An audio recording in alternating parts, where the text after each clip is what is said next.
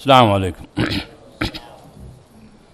الحمد لله رب العالمين والصلاة والسلام على رسول الأمين وعلى آله وصحبه أجمعين. أما بعد أوصيكم بتقوى الله. أعوذ بالله من الشيطان الرجيم. بسم الله الرحمن الرحيم. إنا أرسلنا إليكم رسولا شاهدا عليكم كما أرسلنا إلى فرعون رسولا. رب اشرح لي صدري ويسر لي أمري واحلل عقدة من لساني يفقهوا قولي. സഹോദരന്മാരെ സഹോദരികളെ,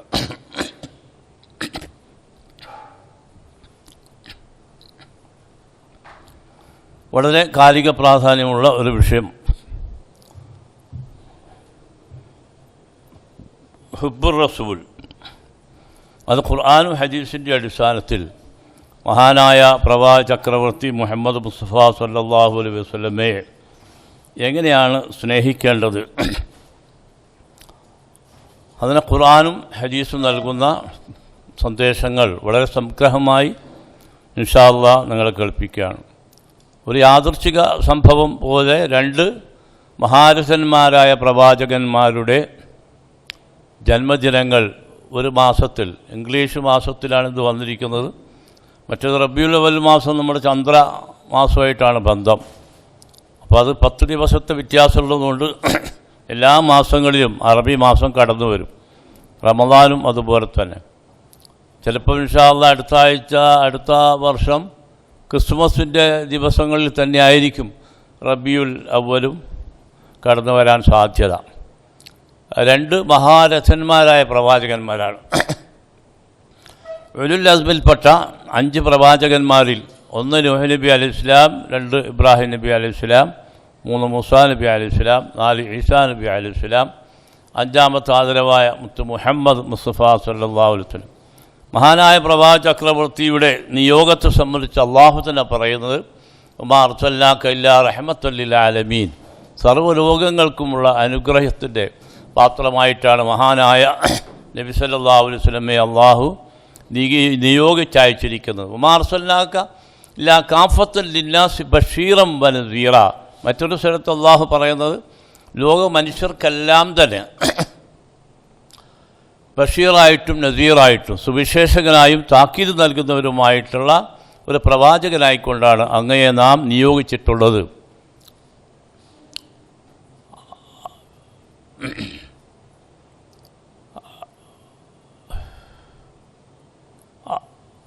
സൂറത്തുൽ അഅറാഫിൽ അല്ലാഹു പറയുന്നു, ഖുൽ യാ അയ്യുഹന്നാസ് ഇന്നി റസൂലുള്ളാഹി ഇലൈക്കും ജമീഅൻ. പറയുക മുഹമ്മദ് നബി, എല്ലാവരും അറിയട്ടെ, കേൾക്കട്ടെ. ഇന്നി റസൂലുള്ളാഹി ഇലൈക്കും റസൂലൻ, അതാ ജമീഅൻ, ഞാൻ നിങ്ങളിലേക്ക് മുഴുവൻ, ഹേ മനുഷ്യരെ, യാ അയ്യുഹന്നാസ് എന്നാണ് വിളിക്കുന്നത്, മുസ്ലിങ്ങളെ എന്നല്ല. യാ അയ്യുഹന്നാസ് ഇന്നി റസൂലുള്ളാഹി ഇലൈക്കും ജമീഅൻ, നിങ്ങൾ മനുഷ്യരെ, നിങ്ങൾക്കെല്ലാവർക്കുമുള്ള പ്രവാചകരായിട്ടാണ് നാം, അള്ളാഹു എന്നെ നിയോഗിച്ചയച്ചിട്ടുള്ളത് എന്നാണ് പറയുന്നത്. മറ്റ് പ്രവാചകന്മാരെല്ലാം ഒരു പ്രത്യേക ദേശത്തിന്, ഭാഷക്ക്, ഒന്നിലേറെ പ്രവാചകന്മാർ ഒന്നിച്ച് വന്ന അനുഭവങ്ങളുമുണ്ട്. അപ്പോൾ യാ ബനി ഇസ്രായേൽ എന്ന് പറഞ്ഞുകൊണ്ടാണ് ഇസ്രായേൽ സമൂഹങ്ങളിലേക്ക് വന്നിരിക്കുന്ന മൂസാ നബി അലൈഹിസ്സലാം, ഈസാ നബി അലൈഹിസ്സലാം, അതുപോലെ മറ്റ് ദാവൂദ് നബി അലൈഹിസ്സലാം, സുലൈമാൻ നബി അലൈഹിസ്സലാം, ഇങ്ങനെ ധാരാളം പ്രവാചകന്മാർ. അവരെല്ലാം ഒരു പ്രത്യേക സമൂഹത്തെയാണ് വിളിക്കുന്നത്. മഹാനായ പ്രവാചക ചക്രവർത്തി വിളിക്കുന്നത് യാ അയ്യുഹന്നാസ്, ഹേ മനുഷ്യരെ എന്ന് പറഞ്ഞുകൊണ്ടാണ്. ഇന്നാ ഖലഖനാകും മിൻ ദക്കരിൻ വ ഉൻസാ വജഅൽനാകും ശുഊബൻ വഖബായില ലിതആറഫു ഇന്ന അക്രമക്കും ഇൻദല്ലാഹി അത്ഖാക്കും. അള്ളാഹു പറയുകയാണ്, ഹേ മനുഷ്യരെ എന്ന് മുഹമ്മദ് നബിയെ പറഞ്ഞു കൊടുക്കുക, മനുഷ്യ സമൂഹമേ, നാം നിങ്ങളെ ഒരാണിൽ നിന്നും പെണ്ണിൽ നിന്നുമാണ് സൃഷ്ടിച്ചിരിക്കുന്നത്. ഒരേ അസ്തിത്വത്തിൻ്റെ, ഒരേ വ്യക്തിത്വത്തിൻ്റെ ഉടമകളാണ് മനുഷ്യരാശി മുഴുവൻ എന്നാണ് ഈ സന്ദേശത്തിലൂടെ അള്ളാഹു പഠിപ്പിക്കുന്നത്. ഇന്ന ഹാദിഹി ഉമ്മത്തുക്കും ഉമ്മത്തും വാഹിദ്, ഒരൊറ്റ സമൂഹം. വാന റബ്ബുക്കും, ഞാൻ നിങ്ങളുടെ ഒരു ദൈവവും. അപ്പോൾ ഒരൊറ്റ ദൈവം, ഒരൊറ്റ ജനത എന്ന സന്ദേശമാണ് മഹാനായ പ്രവാചക ചക്രവർത്തി വർഗ, വർണ്ണ, വംശ, ദേശ, ഭാഷാ വൈവിധ്യങ്ങൾക്കും വൈജാത്യങ്ങൾക്കും അതീതമായി അടിയും ഇടിയും വെടിയും പിടിയും വലിയും കൊല്ലും കൊലയും ആർപ്പുവിളികളൊക്കെ നടക്കുന്ന ഈ അന്തരീക്ഷവും എല്ലാ കാലഘട്ടങ്ങളും ഇതേ അനുഭവമാണുള്ളത്. വർണ്ണവെറിയാണ് അമേരിക്കയെ നയിച്ചുകൊണ്ടിരിക്കുന്നത്, വർണ്ണവെറിയാണ്. അതാണ് അവിടെ നിന്ന് മറ്റ് ഇതര സഹോദര സമൂഹങ്ങളെ മുഴുവൻ ആട്ടിയോടിക്കാനാണ് ട്രംപ് എന്ന് പറയുന്ന ഒരു മനുഷ്യനാണിപ്പോൾ നമ്മൾ അതിൻ്റെ പ്രസിഡൻ്റായി വന്നിരിക്കുന്നത്. അപ്പം അങ്ങനെ വർണ്ണവെറിയാണ് നമ്മളെ അപ്പോൾ ആ നിലക്ക് മനുഷ്യരെ ഒന്നിച്ച് ജാലനാക്ക് ശുഴൂബം കബായിൽ തയ്യാറഫ് ഒരർത്ഥവുമില്ല. നിങ്ങളെല്ലാം ഗോത്രങ്ങളും ഉപഗോത്രങ്ങളുമാക്കി വേർതിരിക്കപ്പെടില്ല. തയ്യാറഫ് എന്ന് അള്ളാഹു പറയുന്നു. നിങ്ങൾ പരസ്പരം തിരിച്ചറിയാൻ വേണ്ടി മാത്രമാണ്. ഇന്ന അക്രമക്കും ഇൻദല്ലാഹി അത്ഖാക്കും, നിങ്ങളിൽ യഥാർത്ഥത്തിൽ സമാധരിക്കപ്പെടുന്നവർ, സനാതന ധാർമ്മിക മൂല്യങ്ങൾ ആരിലുണ്ടോ അവരെയാണ് അള്ളാഹു, തഖ്വയുള്ളവരെയാണ് അള്ളാഹു ആദരിക്കുക എന്നാണ് അതിൻ്റെ സംഗ്രഹം. അപ്പോൾ ഇതുപോലെ മാനസികമായ മനുഷ്യരെ ഒന്നിപ്പിക്കുന്ന ഒരുമിപ്പിക്കുന്ന സ്നേഹ സന്ദേശങ്ങളാണ് വിശുദ്ധ ഖുർആനിലൂടെ മഹാനായ പ്രവാചക ചക്രവർത്തിക്ക് അള്ളാഹു നൽകിയിരിക്കുന്നത്. അപ്പോൾ ആ നിലക്ക് നബി സല്ലല്ലാഹു അലൈഹി വസല്ലം സ്ഥാനം എന്ന് പറഞ്ഞാൽ ഒരു വലിയ എല്ലാ പ്രവാചകന്മാരെക്കാളും ശ്രേഷ്ഠനാണ് മഹാനവറുകൾ. അള്ളാഹുവിൻ്റെ ഹബീബാണ് ആ നിലക്ക്. മാത്രമല്ല പൂർവ്വ വേദഗ്രന്ഥങ്ങളില്ല, സൂറത്തു ബഖറയിലും സൂറത്തു മായിദയിൽ അൻആമിലും ഇങ്ങനെ 2 ആയത്ത് നമുക്ക് കാണാം. ഖുർആനിൽ 2 ആയത്തേ അതുള്ളൂ. എന്താണ് അതിൽ പറയുന്നത്? അല്ലദീന ആതൈനാഹുമുൽ കിതാബ യഅരിഫൂനഹു കമാ യഅരിഫൂന അബ്നാഹും വഇന്ന ഫരീഖൻ മിൻഹും ലയക്തുമൂനൽ ഹഖ വഹും യഅലമൂന. പൂർവ്വ വേദഗ്രന്ഥങ്ങൾ നൽകിയിരിക്കുന്ന ആളുകൾക്ക്, അതായത് ഹൈന്ദവ, ക്രൈസ്തവ, ബൗദ്ധ, ജൈന എന്ന് വേണ്ട അള്ളാഹുവിൽ നിന്ന് വേദഗ്രന്ഥങ്ങൾ ലഭിച്ചിരിക്കുന്ന സമൂഹമാണ് പൂർവ്വ സമൂഹങ്ങളെല്ലാം തന്നെ. അതുമായിട്ട് ബന്ധപ്പെട്ടിരിക്കുന്ന ആ ദർശനമായിട്ട് ബന്ധപ്പെട്ടിരിക്കുന്നവർക്കെല്ലാം അള്ളാഹുവിൻ്റെ സന്ദേശം ഓരോ കാലഘട്ടങ്ങളിലും ലഭിച്ചിട്ടുണ്ട്. അതിൽ അവർക്കറിയാം. ആരെ അറിയാം എന്നാണ് പറയുന്നത്? മുഹമ്മദ് നബിയെ നമ്മൾ പരിചയപ്പെടുത്തേണ്ട ആവശ്യമില്ല എന്ന് അള്ളാഹു പറയുന്നത്. മുഹമ്മദ് നബി വറഫഅന ലക ദിക്റക്, അള്ളാഹു പറയാണ് നിൻ്റെ കീർത്തി നാം വളരെ ഔന്നത്യത്തിലെത്തിച്ചിരിക്കുന്നു എന്ന് അള്ളാഹു പറയുന്നത്. ലോക മുസ്ലിങ്ങൾ 17 കോടി മുസ്ലിങ്ങൾ, നമുക്കറിയാം 5 നേരമാണ് മഹാനവറുകളെ അള്ളാഹുവിൻ്റെ കൂടെ വിളിച്ചു നാം പറഞ്ഞുകൊണ്ടിരിക്കുന്നത്. അശ്ഹദു അല്ലാ ഇലാഹ ഇല്ലല്ലാഹ് വഅശ്ഹദു അന്ന മുഹമ്മദ് റസൂലുള്ളാഹ് എന്ന് വിളിച്ചുകൊള്ളു. മുഹമ്മദ് ഒരു പ്രവാചകനാണ് എന്നേ നമ്മൾ പറയുന്നുള്ളൂ. മുഹമ്മദ് നബി മാത്രമാണ് നബി എന്നല്ല അതിൻ്റെ അർത്ഥം. എന്നോടൊരു സുഹൃത്ത് ഒരിക്കൽ, ഒരു ഹൈന്ദവ സഹോദരനാണ്, ഈ ബാങ്കിൻ്റെ അർത്ഥം അദ്ദേഹത്തിന് വളരെ കുളിരനുഭവപ്പെട്ടു. അദ്ദേഹം കഫ്റ്റീരിയയിൽ വർക്ക് ചെയ്യുന്നൊരു മുസ്ലിമാണ്, മഞ്ചേരിക്കാരനാണ്. അപ്പോൾ എന്നോട് ഇസ്ലാമിക് സെൻറ്ററിൽ അവിടെ വന്നിട്ട് എന്നോട് സംഗതി ചോദിച്ചാണ്, എന്താ മൗലവി ഈ വാക്കിൻ്റെ അർത്ഥം അറിഞ്ഞാലും അർത്ഥം അറിഞ്ഞില്ലെങ്കിലും ഞാൻ അതിൻ്റെ ഭക്തനായി മാറിയിരിക്കുന്നു. കാരണം TV അടക്കം വറക്കുന്ന സ്വഭാവത്തിൽ ശ്രവണ മധുരമായ രാഗതാള ലയത്തോടു കൂടിയുള്ള ബാങ്കാണ് അറബി നാടുകളുണ്ടാകുന്നത്. നമ്മുടെ നാട്ടിലുള്ള ബാങ്ക് എന്ന് പറഞ്ഞാൽ ആട് ഞാനാലെങ്ങനെ ഉണ്ടാവും അതുപോലെ ആയിരിക്കും. മനസ്സിലായില്ല? ആട് ഞാനാലുള്ള ശബ്ദം എങ്ങനെയായിരിക്കും? അരോചകമാണ്. മനസ്സിലായില്ല? അപ്പം അത് സയ്യിദുൽ ഖുർആൻ നബി അസ്വാദിക്കും. ഖുർആൻ തന്നെ ഓതുമ്പം വളരെ മധുരമായ ഓതണം എന്നാണ് നബി സല്ലല്ലാഹു അലൈഹി വസല്ലം പറയുന്നത്. അപ്പോൾ അതുകൊണ്ട് വളരെ അത്യാകർഷകമാണ് അവരുടെ ബാങ്കുകൾ. അപ്പോൾ ഇയാൾ കാഫ്റ്റീരിയയിൽ നിന്ന് കേൾക്കുമ്പോൾ ഇയാൾ ഹൈന്ദവനാണല്ലോ, ഇയാൾ എഴുന്നേറ്റ് നിന്ന് അല്ലാഹു അക്ബർ എന്ന് പറയുമ്പോൾ അതിൻ്റെ പശ്ചാത്തല സംഗീതം ഒരുക്കിക്കൊണ്ട് കാടും കടലും പറവകളും ഒക്കെ പാറുന്ന ചിത്രീകരണമൊക്കെ അതിൻ്റെ പിന്നണിയിലുണ്ടാവും. വളരെ മനോഹരമായ ബാങ്കാണ്. അത് കേട്ടപ്പോൾ ഇയാൾ പറയും എനിക്ക് കുളിര് അനുഭവപ്പെടുകയാണ്. ഞാൻ മഞ്ചേരിയിലാണ്, മുസ്ലിം സമൂഹത്തിലെ ഭൂരിപക്ഷ പ്രദേശത്ത് ഞാൻ വരുന്നത്. അവിടെ എത്ര കാലമായി ഞാൻ ബാങ്ക് കേൾക്കുന്ന ഒരു പ്രതിഫലനം എനിക്കുണ്ടായിട്ടില്ല. ഇവിടെ വന്നപ്പം ബാങ്ക് മാത്രം ഞാൻ കേട്ടിട്ട് ഓം എന്ന് ഞാൻ പറയുമെന്ന് പറഞ്ഞു. ഓം എന്ന് പറഞ്ഞാൽ പരബ്രഹ്മവാചകമായ പ്രണവ മന്ത്രം എന്നാണ് ഇതിനർത്ഥം. അത്രയേ ഉള്ളൂ. അപ്പോൾ ഏകദൈവത്തെ വിളിച്ച് പ്രാർത്ഥിക്കാനുള്ള ഒരു പ്രഥമ വചനം എന്ന് മാത്രമാണ്. ഭാഷാ നിഘണ്ടുവിലും അത് തന്നെയാണ് എഴുതിയിരിക്കുന്നത്. അപ്പോൾ ഞാൻ പറഞ്ഞു വരുന്നത് അയാൾ പറയുകയാണ്, അതുകൊണ്ട് എനിക്ക് ഇതിൻ്റെ അർത്ഥം കിട്ടണം. ഞാൻ പറയും അല്ലാഹു അക്ബർ, അല്ലാഹു അക്ബർ, ദൈവമാണ് ഏറ്റവും ഓ മൈ ഗോഡ്, അത് ഏറ്റവും ശരിയല്ലേ? അതല്ലേ ശരി? എനിക്ക് ഇതിൻ്റെ അർത്ഥം അഷ്ഹദു മുഹമ്മദ് റസൂലുള്ളാഹ്, മുഹമ്മദ് നബി മാത്രമാണ് നബി എന്നാണോ? അല്ല, മുഹമ്മദ് നബി ഒരുപാട് നബിമാർ വന്നിട്ടുണ്ട്, അതിലൊരാളെന്നേ ഉള്ളൂ. ശരിയാണോ? ഇതെല്ലാം ശരിയാണല്ലോ. അയാൾ പെട്ടെന്ന് പറയുക, എന്താണ് ഈ അയ്യാല സ്വലാത്ത്? അദ്ദേഹം പറഞ്ഞു പ്രാർത്ഥിക്കാൻ വരാനാണ് വിളിക്കുന്നത്.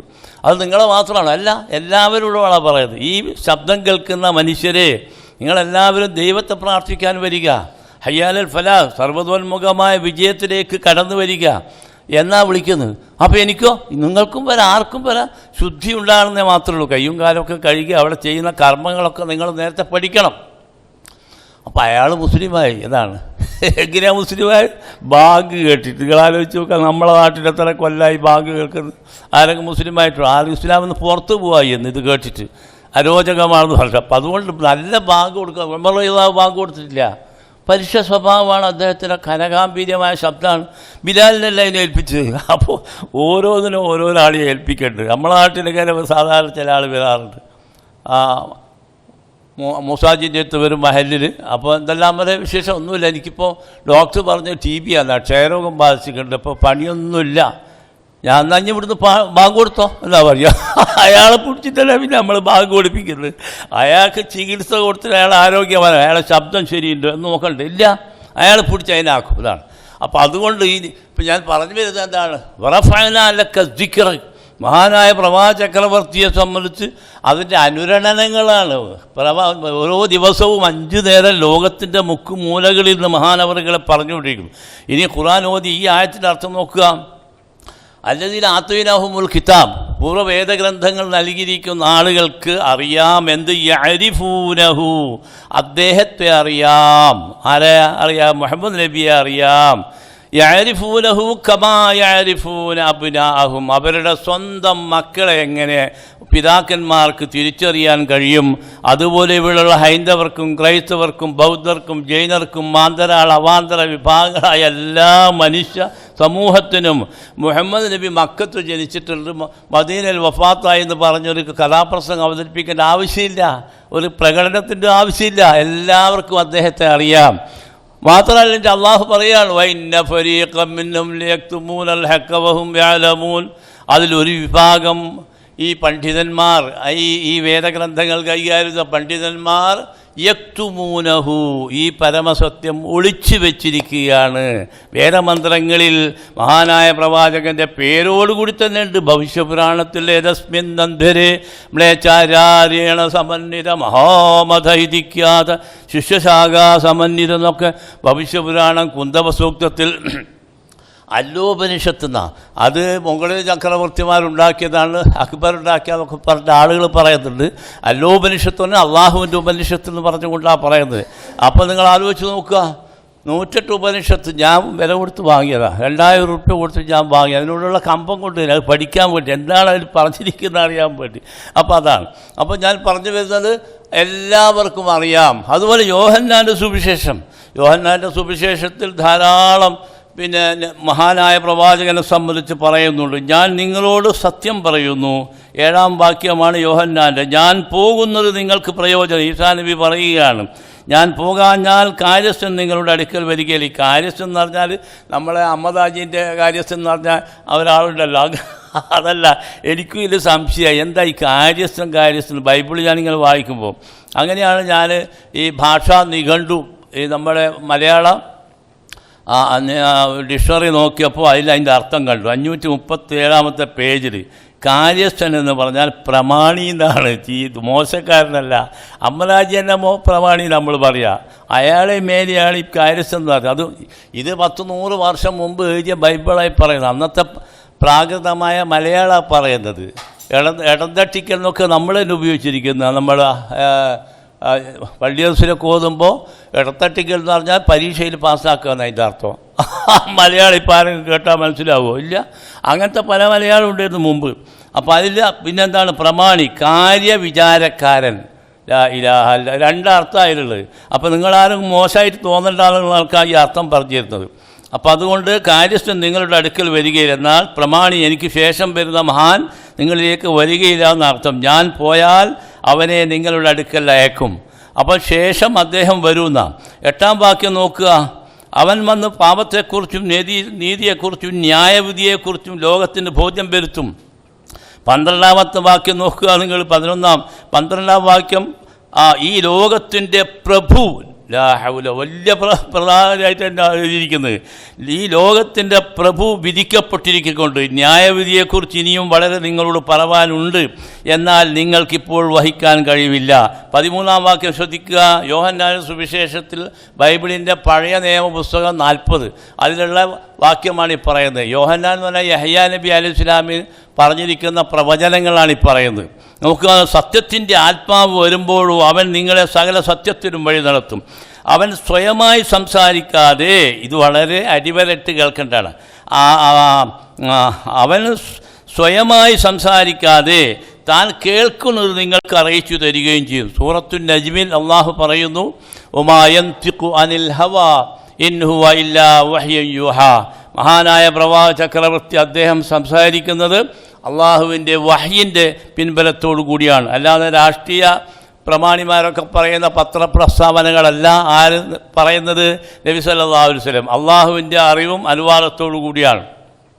ഒരിക്കൽ സൂറത്തുൽ അഹ്സാബിൽ ഈ ആയത്ത് ഇറങ്ങിയല്ലോ, എന്താണ്, ഇന്നല്ലാഹു മലായികത്തുഹു യുസല്ലൂന അലൻ നബി യാ അയ്യുഹല്ലദീന ആമനൂ സല്ലു അലൈഹി വസല്ലിമൂ തസ്ലീമാ. അള്ളാഹുവും അവൻ്റെ മലക്കുകളും മഹാനായ മുത്ത് മുഹമ്മദ് മുസ്തഫ സല്ലല്ലാഹു അലൈഹി വസല്ലം സലാത്ത് ചൊല്ലുന്നുണ്ട്. അതുകൊണ്ട് യാ അയ്യുഹല്ലദീന ആമനൂ സത്യവിശ്വാസികളെ സല്ലു അലൈഹി വസല്ലിമൂ തസ്ലീമാ, അദ്ദേഹത്തിന് സലാമും സലാത്തും ചൊല്ലുവീന്ന. അപ്പോൾ സഹാബികൾക്കും അറിയാൻ കഴിഞ്ഞില്ല, മുഹമ്മദ് നബിക്കും അറിയില്ല ഇതെന്താ എങ്ങനെയായി സലാത്ത് ചെല്ലേണ്ടതെന്ന്. അപ്പോൾ അദ്ദേഹത്തോട് ചോദിച്ചു സഹാബികൾ, അല്ല നബിയെ സലാം ചെല്ലുന്നത് ഞങ്ങൾക്ക് മനസ്സിലായി, അസ്സലാമു അലൈക യാ റസൂലല്ലാഹ്, എങ്ങനെയാണ് ഈ സലാത്ത്? അദ്ദേഹം മിണ്ടാതിരുന്നു. കുറേ നേരം മിണ്ടാതിരുമ്പോൾ സഹാബികൾ, കാരണം വഹിയിറങ്ങുന്ന സമയത്ത് അനാവശ്യ ചോദ്യങ്ങൾക്കൊന്നും ചോദിക്കരുതെന്നൊക്കെ റസൂൽ പലപ്പോഴും സഹാബികളോട് പറയാറുണ്ട്. വളരെ അത്യാവശ്യം ഉള്ള കാര്യങ്ങളെ എന്നോട് മസാല തന്നെ ചോദിക്കാൻ പാടുള്ളൂ, കാരണം അത് മോശമായിട്ട് വരാതിരിക്കാനായി പറയുന്നത്. അങ്ങനെ നബി സല്ലല്ലാഹു അലൈഹി വസല്ലം മിണ്ടാതിരുന്നപ്പോൾ സഹാബികൾ ചോദിച്ച ആളുകൾക്കത് വിഷമായി, മോശമായിപ്പോയി, നമ്മളത് നബിയെ വിഷമിപ്പിച്ചല്ലോ. അങ്ങനെയാണ് എന്തായാലും മിണ്ടാതിരിക്കുന്നത്, വഹി ലഭിക്കണം. വഹി ലഭിക്കാതെ അദ്ദേഹത്തിന് എങ്ങനെ പറയാൻ കഴിയും? വഹി ലഭിക്കുകയാണ്. അപ്പോൾ പെട്ടെന്ന് അദ്ദേഹം ഉണർന്നു. അദ്ദേഹം പറഞ്ഞു, ഇല്ല, ഇങ്ങനെയാണ് സ്വലാത്ത് ചെല്ലുന്നത്. അല്ലാഹുമ്മ സ്വല്ലി അലാ മുഹമ്മദിൻ വഅലാ ആലി മുഹമ്മദ് കമാ സ്വല്ലൈത അലാ ഇബ്രാഹിം വഅലാ ആലി ഇബ്രാഹിം ഇന്നക ഹമീദും മജീദ്. അല്ലാഹുമ്മ ബാരിക് അലാ മുഹമ്മദിൻ വഅലാ ആലി മുഹമ്മദ് കമാ ബാറക്ത അലാ ഇബ്രാഹിം വഅലാ ആലി ഇബ്രാഹിം ഇന്നക ഹമീദും മജീദ്. ഇതാണ് ഇമാം ബുഖാരി മുസ്ലിം ഉദ്ധരിച്ച സഹീഹ് ഹദീസിലുള്ള സ്വഭാവം. ചില പദങ്ങളിലൊക്കെ സ്വല്പ വ്യത്യാസത്തോടുകൂടി വേറെയും റിപ്പോർട്ടുകൾ വന്നിട്ടുണ്ട്. അപ്പം സഹാബികൾക്ക് മനസ്സിലായി. അതിൻ്റെ ഷോർട്ടാണ് ഇപ്പം നമ്മൾ അല്ലാഹുമ്മ സ്വല്ലി അലാ മുഹമ്മദ്, അതുപോലെ സല്ലല്ലാഹു അലൈഹി വസല്ലം. എന്നിട്ട് നബി സല്ലല്ലാഹു അലൈഹി വസല്ലം പറയുകയാണ്, മഹാനായ അപ്പം അള്ളാഹു എങ്ങനെയാണ് സലാത്ത് ചൊല്ലുക? അത് മുഫസ്സിരീങ്ങളൊക്കെ പറഞ്ഞു. അള്ളാഹു നബി സല്ലല്ലാഹു അലൈഹി വസല്ലം പറഞ്ഞു, അതായത് എനിക്ക് അള്ളാഹു അവൻ്റെ അനുഗ്രഹം ചൊരിയും എന്നാണ് അതിൻ്റെ അർത്ഥം. അള്ളാഹു സലാത്ത് ഇല്ല എന്ന് പറഞ്ഞാൽ അള്ളാഹു ഒരിക്കലും മലക്കുകളെല്ലാം കൂട്ടിയിട്ട് നമ്മളെ മൗലൂദ് കിതാബ് എടുത്തിട്ട് ഓതാന്നല്ല അതിൻ്റെ അർത്ഥം. അപ്പോൾ അള്ളാഹു ചെല്ലുക എന്ന് പറഞ്ഞാൽ അതിൻ്റെ അർത്ഥം അള്ളാഹു അവൻ്റെ അനുഗ്രഹം മുഹമ്മദ് നബിക്ക് എപ്പോഴും വർഷിച്ചു കൊണ്ടിരിക്കുന്നു. മലക്കുകൾ എങ്ങനെയാണ് സലാത്ത് ചെല്ലുക? നമ്മൾ ചെല്ലുമ്പോലല്ല. എങ്ങനെയാണ്? അള്ളാഹുവിൻ്റെ അനുഗ്രഹങ്ങൾ മുഹമ്മദ് നബിക്ക് ഉണ്ടാവട്ടെ എന്ന് പറഞ്ഞുകൊണ്ട് അവരും ചൊല്ലിക്കൊണ്ടിരിക്കുന്നു, അവർ പ്രാർത്ഥിക്കുകയും ചെയ്യുന്നു അദ്ദേഹത്തിൻ്റെ ആയുരാരോഗ്യത്തിന് വേണ്ടിയും ക്ഷേമത്തിനും വേണ്ടിയല്ല. അതുകൊണ്ട് മുസ്ലിം മുഅ്മിനീകളെ യാ അയ്യുഹല്ലദീന ആമനൂ, നിങ്ങളും നബിക്ക് വേണ്ടി സലാത്ത് ചൊല്ലുവിൻ. ഗൾഫ് രാജ്യങ്ങളൊക്കെ പോയ ആളുകൾക്കറിയാം, ആ ഒന്നാമത്തെ ഖുത്ബ അവസാനിപ്പിക്കുമ്പോൾ മിമ്പറിൽ ഇരിക്കുമ്പോൾ എല്ലാ ഖതീബുമാരും ഈ ആയത്താവുക, ഇന്നല്ലാഹു മലായികത്തുഹു യുസല്ലൂന അലൻ നബി എന്ന് പറഞ്ഞ് ഈ ആയത്തോതും. അപ്പോൾ എല്ലാവരും സലാത്ത് ചൊല്ലും. അങ്ങനെയാണ് സലഫി പള്ളികളടക്കം. അല്ലെങ്കിൽ രണ്ടാമത്തെ ഖുത്ബയിൽ പറയും. അപ്പം വളരെ അപ്പം നമ്മൾ എന്ത് ചെയ്യണം? സ്വലാത്ത് ചൊല്ലണം. ഈ മുജാഹിദ് എന്നല്ല പുത്തൻ പ്രസ്ഥാനക്കാർ, അവർ സലാത്ത് ചെല്ലൂല, നബീൻ്റെ പേര് കേട്ടാൽ തന്നെ വെറൂര് ജനാബ് മുഹമ്മദ് എന്നാണ് വിളിക്കുക എന്നൊക്കെ നമ്മളെപ്പറ്റി ആക്ഷേപം പ്രസംഗത്തിൽ വളരെ അബദ്ധമാണ്. അതുകൊണ്ടാണ് ഞാൻ തിരുത്തി പറയുന്നത്. സലാത്ത് നബിയുടെ പേര് കേൾക്കുമ്പോൾ സല്ലല്ലാഹു അലൈഹി വസല്ലം എന്ന് പറയണം. നബി സല്ലല്ലാഹു അലൈഹി വസല്ലം ഉദ്ധരിച്ച ഒരു ഹദീസ് ശ്രദ്ധിക്കുക. എന്താണ്? മൻ സല്ല അലൈഹി സ്വലാത്തൻ സല്ലല്ലാഹു അലൈഹി ബിഹാ അശ്റൻ, വല്ലവനും എൻ്റെ പേരിൽ ഒരു സലാത്ത് ചൊല്ലിയാൽ എന്നല്ല, അല്ലാഹുമ്മ സ്വല്ലി അലാ മുഹമ്മദ് എന്ന് നമ്മൾ ഷോർട്ടായിട്ട് ചൊല്ലിയാൽ സല്ലല്ലാഹു അലൈഹി ബിഹാ അശ്റൻ, റവാഹു മുസ്ലിം. അള്ളാഹു അവന് ആ ചൊല്ലിയ മനുഷ്യന് 10 മാർക്ക് കൊടുക്കുന്ന, 10 സലാത്ത് ചൊല്ലുമെന്ന് പറഞ്ഞാൽ 10 ഗുണം അവൻ്റെ പേരിൽ എഴുതി ചേർക്കും. അപ്പം വലിയ പുണ്യമുള്ള കാര്യമാണ് നബി സല്ലല്ലാഹു അലൈഹി വസല്ലമയെ അവിടേക്ക് സലാത്ത് ചൊല്ലുക എന്ന്. അപ്പം അത് ഷോർട്ടായിട്ടും ഒറ്റക്കും, അതിനൊരു കൂട്ടമായ സലാത്ത്, കൂട്ടസലാത്ത്, കൂട്ടപ്രാർത്ഥന ഇങ്ങനെ ഒന്നുമില്ല. അവിടെ വരുമ്പോഴാണ് അത് ബിദ്അത്തായി മാറുന്നത്. അതുകൊണ്ട് നമുക്ക് എന്ത് ചെയ്യാം? സ്വകാര്യമായിട്ട് നമുക്ക് ഒറ്റക്ക് സ്വകാര്യമായിട്ട് ഒറ്റക്ക് നിൽക്കുമ്പോഴും ഇരിക്കുമ്പോഴും അടുക്കളയിലാണെങ്കിലും അകത്തളത്തിലാണെങ്കിലും അല്ലാഹുമ്മ സ്വല്ലി അലാ മുഹമ്മദ് എന്ന് പറയുക. അപ്പോൾ അത് നബിയെ സ്നേഹിക്കുക എന്നതാണ്, നബിയോടുള്ള പ്രേമവും സ്നേഹവും വഴിഞ്ഞൊഴുകുക എന്നതാണ് മഹാനവറുകളുടെ പേര് കേൾക്കുമ്പോൾ നമ്മൾ പറയുന്നതിൻ്റെ അർത്ഥം. ഇനി അള്ളാഹു പറയാൻ നോക്കുക, നമ്മൾ സ്നേഹിക്കേണ്ടത് ആരെയാണ്? സ്നേഹം എന്ന് പറഞ്ഞിരിക്കുന്ന ആ മാനസികമായ വികാരത്തെ നിർവചിക്കാൻ നമുക്ക് സാധ്യമല്ല. സ്നേഹവും പ്രേമവും അത് നിർവചിക്കാൻ കഴിയല്ല. അതൊരു വൈയക്തികമായി മാത്രം മനസ്സിലാക്കേണ്ട ഒരു വലിയ വിഷയമാണ്. അപ്പോൾ അള്ളാഹു നബി സല്ലല്ലാഹു അലൈഹി വസല്ലം പറയുന്നത് കത്തബ അലാ നഫ്സിഹി റഹ്മ എന്നാ ശുദ്ധ ഖുർആൻ അള്ളാഹു പറയുന്നത്. അള്ളാഹു റഹ്മത്ത്, പ്രേമം, സ്നേഹം അള്ളാഹു സ്വന്തം തന്നെ, കാരുണ്യം എന്നാണ് റഹ്മത്തിൻ്റെ അർത്ഥം, അവൻ എഴുതി ചേർത്തിരിക്കുന്നു. അവൻ്റെ ആഭ്യന്തര വകുപ്പായിട്ടാണ് അള്ളാഹു പറയുന്നത്. അള്ളാഹുവിൻ്റെ റഹ്മത്ത് 100 വിഭാഗങ്ങളുണ്ട്. അതിൽ 99 അള്ളാഹു അവൻ്റെ സ്വയം അവൻ തന്നെ നിയന്ത്രിച്ചുകൊണ്ടിരിക്കുന്നു. ഒന്നാണ്, ഒരു റഹ്മത്ത് മാത്രമേ ലോകത്ത് മുഴുവൻ ജീവജാലങ്ങൾക്കും സസ്യലതാദികൾക്കും എല്ലാം തന്നെ അള്ളാഹു വിന്യസിച്ചിരിക്കുന്നു എന്നാണ് ഹദീസ് കാണാൻ കഴിയുന്നത്. ആ ഒന്ന് മാത്രം നോക്കുക. അപ്പോൾ അങ്ങനെ ആകുമ്പോൾ നമ്മൾ സ്നേഹത്തിലാണ് നമ്മുടെ കുടുംബജീവിതവും വ്യക്തിജീവിതവും സാമൂഹ്യ ജീവിതവും എല്ലാം സ്നേഹമാണ്, സ്നേഹവുമായിട്ട് ബന്ധപ്പെട്ട. അതുപോലെ മൃഗങ്ങളുമായിട്ട് സസ്യലതാദികളുമായിട്ട് അവിടെ എല്ലാം തന്നെ നമുക്ക് അവയെ അടുക്കാനും പരിചയപ്പെടാനും അതിനെ സമീപത്ത് പോകാനൊക്കെ നമ്മളെ പ്രേരിപ്പിക്കുന്ന ഘടകം തന്നെ സ്നേഹമാണ്. അതാണ്. അപ്പം അതുകൊണ്ട് ആ സ്നേഹം അതിനൊരു മുൻഗണനയുണ്ട്. ആരെയാണ് ഏറ്റവും അധികം സ്നേഹിക്കേണ്ടത്? അതിലൊന്ന്, പിന്നെ 2, പിന്നെ 3, ഇങ്ങനെ എണ്ണമാണ് മുൻഗണനാ പ്രാധാന്യം എന്ന് പറയുന്നത്. അങ്ങനെ എണ്ണുമ്പോൾ അള്ളാഹു ചോദിക്കുകയാണ്, അല്ല നിങ്ങൾക്ക് ആരെയാണ് നിങ്ങൾ സ്നേഹിക്കുന്നത്? സ്നേഹം എല്ലാ മനുഷ്യർക്കും ആവശ്യമാണ്, പ്രേമവും എല്ലാവർക്കും ആവശ്യമാണ്. അതെങ്ങനെയാണ് നിങ്ങൾ നിർവഹിക്കുന്നത്? ഇത് അള്ളാഹു സൂറത്തു തൗബയിൽ 24-ാമത്തെ ആയത്താണ്. അതിൽ അള്ളാഹു ചോദിക്കുകയാണ്, ഖുൽ, പറയുക മുഹമ്മദ് നബിയെ, അവരോട് പറഞ്ഞു കൊടുക്കുക എങ്ങനെയാണ് അവരുടെ സ്നേഹം വിന്യസിച്ചിരിക്കുന്നത്, അവരെങ്ങനെയാണ് മുൻഗണനാ പ്രാധാന്യം നൽകിയിരിക്കുന്നത്. ശ്രദ്ധിക്കുക. കുല്ലിങ്കാൻ ആബാക്കും, നിങ്ങളുടെ പിതാക്കന്മാർ. ഉമ്മയെയും ബാപ്പയും സ്നേഹിക്കാത്തവൻ മനുഷ്യനാ? അപ്പോൾ അള്ളാഹു പറയാണ്, ഒന്നാമത്തെ സ്നേഹം ആർക്കാണ്? നിങ്ങളുടെ ഉമ്മയെയും ബാപ്പയെയും. അതാണ്. അപ്പോൾ ആ നിലയ്ക്ക് ഇത് ഒന്നാമത് അവർക്ക് നൽകണമെന്നല്ല പറയുന്നത്, നിങ്ങളുടെ മാതാപിതാക്കന്മാർ, അവരെയാണല്ലോ മനുഷ്യരെല്ലാവരും ആദ്യമായും അവസാനമായും സ്നേഹം മുഴുവൻ വഴിഞ്ഞു നൽകുന്നത്. അപ്പോൾ അങ്ങനെ നിങ്ങളുടെ പിതാക്കന്മാർ. പിന്നെ ആരാണ്? അബ്നാക്കും, നമ്മുടെ മക്കൾ, സന്താനങ്ങൾ. അതുപോലെ മൂന്നാമത്തെ യഹ്വാനക്കും, നമ്മളുടെ ജ്യേഷ്ഠാനുജന്മാർ, സഹോദരി സഹോദരന്മാർ. അസുവാജുക്കും, നിങ്ങളുടെ ഇണകൾ, ഭാര്യ ഭർത്താവ്, ഭർത്താവിന് ഭാര്യ, ഭാര്യയ്ക്ക് ഭർത്താവ്. അവരെയാണല്ലോ നമ്മൾ സ്നേഹിക്കുന്നത്, സ്നേഹിച്ചിട്ടാണ് ജീവിക്കുന്നത്. അശീറത്തൊക്കെ എന്ന് പറഞ്ഞാൽ നിങ്ങളുടെ കുടുംബമിത്രാദികൾ, ബന്ധുമിത്ര, എളാപ്പ, മൂത്താപ്പ, അമ്മായി, എളാമ്മ എന്നൊക്കെ പറഞ്ഞുകൊണ്ടുള്ള ആ വൃത്തത്തിലുള്ള കുടുംബ. അപ്പോൾ അതുപോലെ വമ്പാലും ഇഖ്തറഫ്തുമുഹ, നമ്മൾ ക്ലേശിച്ചുണ്ടാക്കിയിരിക്കുന്ന നമ്മളെ സമ്പത്ത് അത് തീപിടിക്കുകയാണെന്നോ അല്ലെങ്കിൽ അത് നഷ്ടപ്പെട്ടു, പീഡിയ കൊള്ളയടിക്കപ്പെട്ടു എന്നൊക്കെ പറഞ്ഞാൽ നമുക്ക് സഹിക്കാൻ കഴിയില്ല. അത്രമാത്രം സ്നേഹമാണ് നമ്മൾ ധനത്തോടുള്ളത്. അൽ തുഹിബ്ബൂന അൽ മാല ഹുബ്ബൻ ജമ്മാ എന്ന് അള്ളാഹു തന്നെ പറയുന്നുണ്ട്. അമിതമായ പ്രേമമാണ് മനുഷ്യർക്ക് ഈ സമ്പത്തിനോടുള്ളത്. അപ്പം മൂന്നാമത്തത് അള്ളാഹു പറയും, തിജാറത്തുൻ തഖ്ശൗന കസാദഹ, നമ്മുടെ വ്യാപാര വ്യവസായ മണ്ഡലങ്ങളാണ് പിന്നെ നമ്മുടെ ജീവിതത്തിൻ്റെ അവലംബമായി നമ്മൾ കാണുന്ന ഏറ്റവും അധികം സ്നേഹമാണ് നമ്മുടെ കച്ചവടവും വ്യാപാരവും. അതിനെന്തെങ്കിലും കേടോ നഷ്ടമോ സംഭവിക്കാൻ നമുക്ക് വളരെ പ്രയാസകരമാണ്. അതുകൊണ്ടാണ് അള്ളാഹു പറയുന്നത്, ഒത്തിജാറത്തുൻ തഖ്ശൗന കസാദഹ, നഷ്ടത്തെ സംബന്ധിച്ച് നിങ്ങൾ ആശങ്കപ്പെടുന്ന നിങ്ങളുടെ വ്യാപാരം, കച്ചവടം, വ്യവസായം. മസാക്കിന് തറുള്ളൗനഹ, എട്ടാമത്തെ അള്ളാഹു പറയുകയാണ്, നമുക്ക് ഹൃദ്യമായി തോന്നുന്ന നമ്മുടെ വാസസ്ഥലം. നമ്മൾ ഫ്രഷാകുന്ന എപ്പോഴാണ്? വീട്ടിലെത്തുമ്പോൾ. എല്ലാം കഴിഞ്ഞ് വളരെ പ്രയാസവും ടെൻഷനും ഒക്കെ ഉണ്ടെങ്കിലും നമ്മൾ ഹൃദ്യമായ വീട്ടിലെത്തിക്കഴിഞ്ഞാൽ അതിനോട് എന്തൊരു സ്നേഹമാണ്. അതിൻ്റെ എവിടെയെങ്കിലും ഒരു മാറാലുണ്ടോ, എവിടെയെങ്കിലും തകരാറുണ്ടോ ഒക്കെ നമ്മളെല്ലാം സൂക്ഷ്മ ദൃഷ്ടിയിൽ നോക്കും. അത്രയും നമുക്ക് ഹൃദ്യതയാണ് നൽകുന്നത്. അങ്ങനെ ഈ 8 ഭൗതിക വിഭവങ്ങൾ മനുഷ്യരായി ബന്ധപ്പെടുന്നതാണ്. എന്നിട്ട് അള്ളാഹു ചോദിക്കുകയാണ്, ഈ 8 വസ്തുക്കളോടാണോ നിങ്ങൾക്ക് അള്ളാഹുവിനേക്കാളും പ്രവാചകനേക്കാളും വജിഹാദിൻ ഫീ സബീലിഹി, അള്ളാഹുവിൻ്റെ മാർഗത്തിൽ ധർമ്മസമരം എന്ന് പറഞ്ഞാൽ ദഅവത്ത് പ്രബോധന പ്രവർത്തനങ്ങളെക്കാൾ നിങ്ങൾക്ക് ഇവ ഈ പറഞ്ഞ 8 വിഭാഗത്തോടാണോ സ്നേഹവും പ്രേമവും? അനുരാഗാത്മകമായ സ്നേഹം, അറ്റമില്ലാത്ത സ്നേഹം. ഉമ്മാനും ഉപ്പാനും കഴിഞ്ഞാൽ മക്കളെയൊക്കെ കഴിഞ്ഞിട്ട് അള്ളാഹിനെ പറ്റി നബീനെപ്പറ്റി നമുക്ക് മുസ്ലിങ്ങൾക്ക് പിന്നെ ആലോചനയുള്ളൂ എങ്കിൽ അള്ളാഹു പറയാണ്, നിങ്ങൾ മൂമിനുകളല്ല, മാത്രമല്ല ഫത്തറബ്ബസു, നിങ്ങൾ പ്രതീക്ഷിച്ചിരിക്കുക ഹത്താ യഅതി അല്ലാഹു ബി അംറിഹി, അള്ളാഹുവിൻ്റെ കൽപ്പന, ശിക്ഷയുടെ കൽപ്പന വരുന്നത് കാത്തിരിക്കുക എന്ന് അള്ളാഹു പറയുന്നു. അപ്പോൾ 8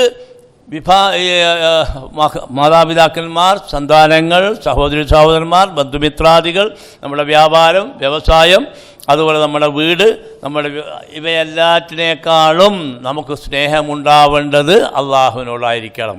അപ്പോൾ ഏറ്റവും അധികം ഒന്നാമത്തെ മുൻഗണനയിൽ എഴുതുമ്പോൾ ഒന്ന് അള്ളാഹുവാണ്, 2ാം സ്ഥാനത്താണ് മുഹമ്മദ് നബി. അഹബ്ബ ഇലൈക്കും മിനല്ലാഹി വ റസൂലിഹി, ഏറ്റവും അധികം സ്നേഹിക്കേണ്ടത് അള്ളാഹുവിനെയാണ്, പിന്നെ റസൂലിനെയാണ് സ്നേഹിക്കേണ്ടത്. പിന്നെ 3ാമതെന്ത്, അവൻ്റെ മാർഗത്തിൽ തൗഹീദ്, കലിമത്തുല്ലാഹി അൽ ഉല്യ, അള്ളാഹുവിൻ്റെ കലിമത്തു തൗഹീദ് ഉയർന്നു കാണുവാൻ വേണ്ടിയുള്ള പ്രവർത്തനം, ജിഹാദ്, ധർമ്മസമരം, അതാണ്, അതിനു വേണ്ടിയായിരിക്കണം പ്രാധാന്യം കാണേണ്ടത്. ഇനി അള്ളാഹു പറയുന്ന നോക്കുക, നമ്മൾ അള്ളാഹുവിനെയാണ് സ്നേഹിക്കേണ്ടത്, പക്ഷേ അള്ളാഹുവിനെ നമ്മൾ ദൃശ്യനല്ല, അദൃശ്യനാണ്. അതുകൊണ്ട് നമുക്ക് അവനെ കാണാൻ സാധ്യമല്ല. അല്ലെങ്കിൽ അവൻ്റെ മുമ്പിൽ നമുക്ക് എല്ലാം സമർപ്പിക്കാൻ വേണ്ടി എന്തു ചെയ്യാമായിരുന്നു. പക്ഷേ അള്ളാഹു അദൃശ്യനായിട്ടാണ് അള്ളാഹു സുബ്ഹാനഹു വ തആല നിൽക്കുന്നത്. അതുകൊണ്ട് അള്ളാഹു പറയുകയാണ് സൂറത്തു ആലി ഇംറാനിലെ 31ാമത്തെ ആയത്ത്. എന്താ അള്ളാഹു പറയുന്നത്? കുൽ, പറയുക മുഹമ്മദ് നബിയെ, പറഞ്ഞു കൊടുക്കുക, ഇൻ കുന്തും തുഹിബ്ബൂന അല്ലാഹ്, നിങ്ങൾ അള്ളാഹുവിനെ സ്നേഹിക്കുന്നുണ്ടോ എന്നാണ് അള്ളാഹു ചോദിക്കുന്നത്. അള്ളാഹുവിനെ സ്നേഹിക്കണമല്ലോ. പക്ഷേ അള്ളാഹുവിനെ എങ്ങനെയാണ് സ്നേഹിക്കുക? നമ്മൾ പരസ്പരം ഭാര്യാഭർത്താക്കന്മാർ സ്നേഹിക്കുക എന്ന് പറഞ്ഞാലും മക്കളോടുള്ള സ്നേഹത്തിൻ്റെ പ്രകടഭാവം നമുക്കറിയാം. കുട്ടികളെ വാരിപ്പുണരുക, അവരെ ഉമ്മ കൊടുക്കുക, അവർ പറയുന്ന കാര്യങ്ങളൊക്കെ നമ്മൾ ചെയ്തു കൊടുക്കുക എന്ന് പറഞ്ഞാൽ അയാൾക്ക് ആ മകനോടും മകളോടും വലിയ സ്നേഹമാണ്. മാത്രമല്ല, ആരെങ്കിലും ആ കുട്ടിയുടെ നേർക്ക് വിരൽ ചൂണ്ടിയാൽ നമ്മൾ ആകെ പതക്കും. അതാണ്. അതുപോലെ നമ്മുടെ വാപ്പയെ ആരെങ്കിലും ശകാരിച്ചാൽ നമ്മുടെ രക്തം പതക്കും. കാരണം എന്താണ്? വാപ്പയോട് അത്രമാത്രം സ്നേഹമാണ്. അതുപോലെ എങ്ങനെയാണ് അള്ളാഹുവിനെ സ്നേഹിക്കുക എന്ന് അള്ളാഹു പഠിപ്പിക്കുകയാണ്. അള്ളാഹു, നിങ്ങൾക്ക് അള്ളാഹുവിനെയാണ് സ്നേഹമുള്ളതെങ്കിൽ നിങ്ങൾ ഒരു കാര്യം ചെയ്യുക, മുഹമ്മദ് നബിയെ പറഞ്ഞു കൊടുക്കുക, ഫത്തബിഊനി, എന്നെ ഇത്തിബാ ചെയ്താൽ മതി. അതാണ്. അള്ളാഹുവിനെ നമ്മൾ കാണുന്നില്ല. അതുകൊണ്ട് അള്ളാഹു പറയുന്നത് എന്താണ്? എന്നാ യുഹിബ്ബുക്കുമുല്ലാഹ്, അള്ളാഹുവിൻ്റെ സ്നേഹം നിങ്ങൾക്ക് തിരിച്ചു ലഭിക്കണമെങ്കിൽ നിങ്ങൾ എന്ത് ചെയ്യണം? അള്ളാഹുവിനെ സ്നേഹിക്കണം. അള്ളാഹുവിനെ സ്നേഹിക്കാൻ നമുക്ക് അവനെ ദർശിക്കാനോ സ്പർശിക്കാനോ സാധ്യമല്ല. അപ്പോൾ അദൃശ്യനാണ്. നമ്മുടെ ഭാവനാ സങ്കല്പത്തിന് അതീതമാണ് ആ മഹശക്തി.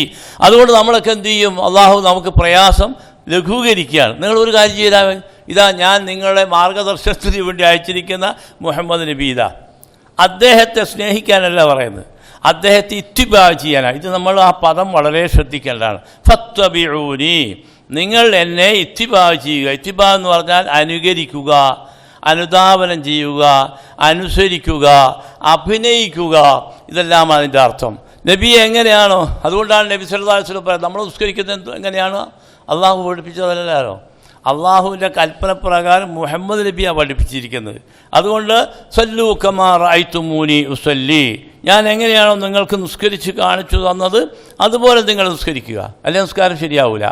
അതുപോലെ ഹജ്ജ് എന്ന് പറഞ്ഞാൽ ഖുർആനിൽ പല സ്ഥലത്ത് പറയുന്നുണ്ടെന്നല്ലാതെ അത്തിമുൽ ഹജ്ജ വൽ ഉംറത ലില്ലാഹ്, ഹജ്ജും ഉംറയും പൂർത്തീകരിക്കാൻ അള്ളാഹു പറയുന്നുണ്ട്. എങ്ങനെയാണ് ഹജ്ജ്? അറിയില്ല നമുക്ക്.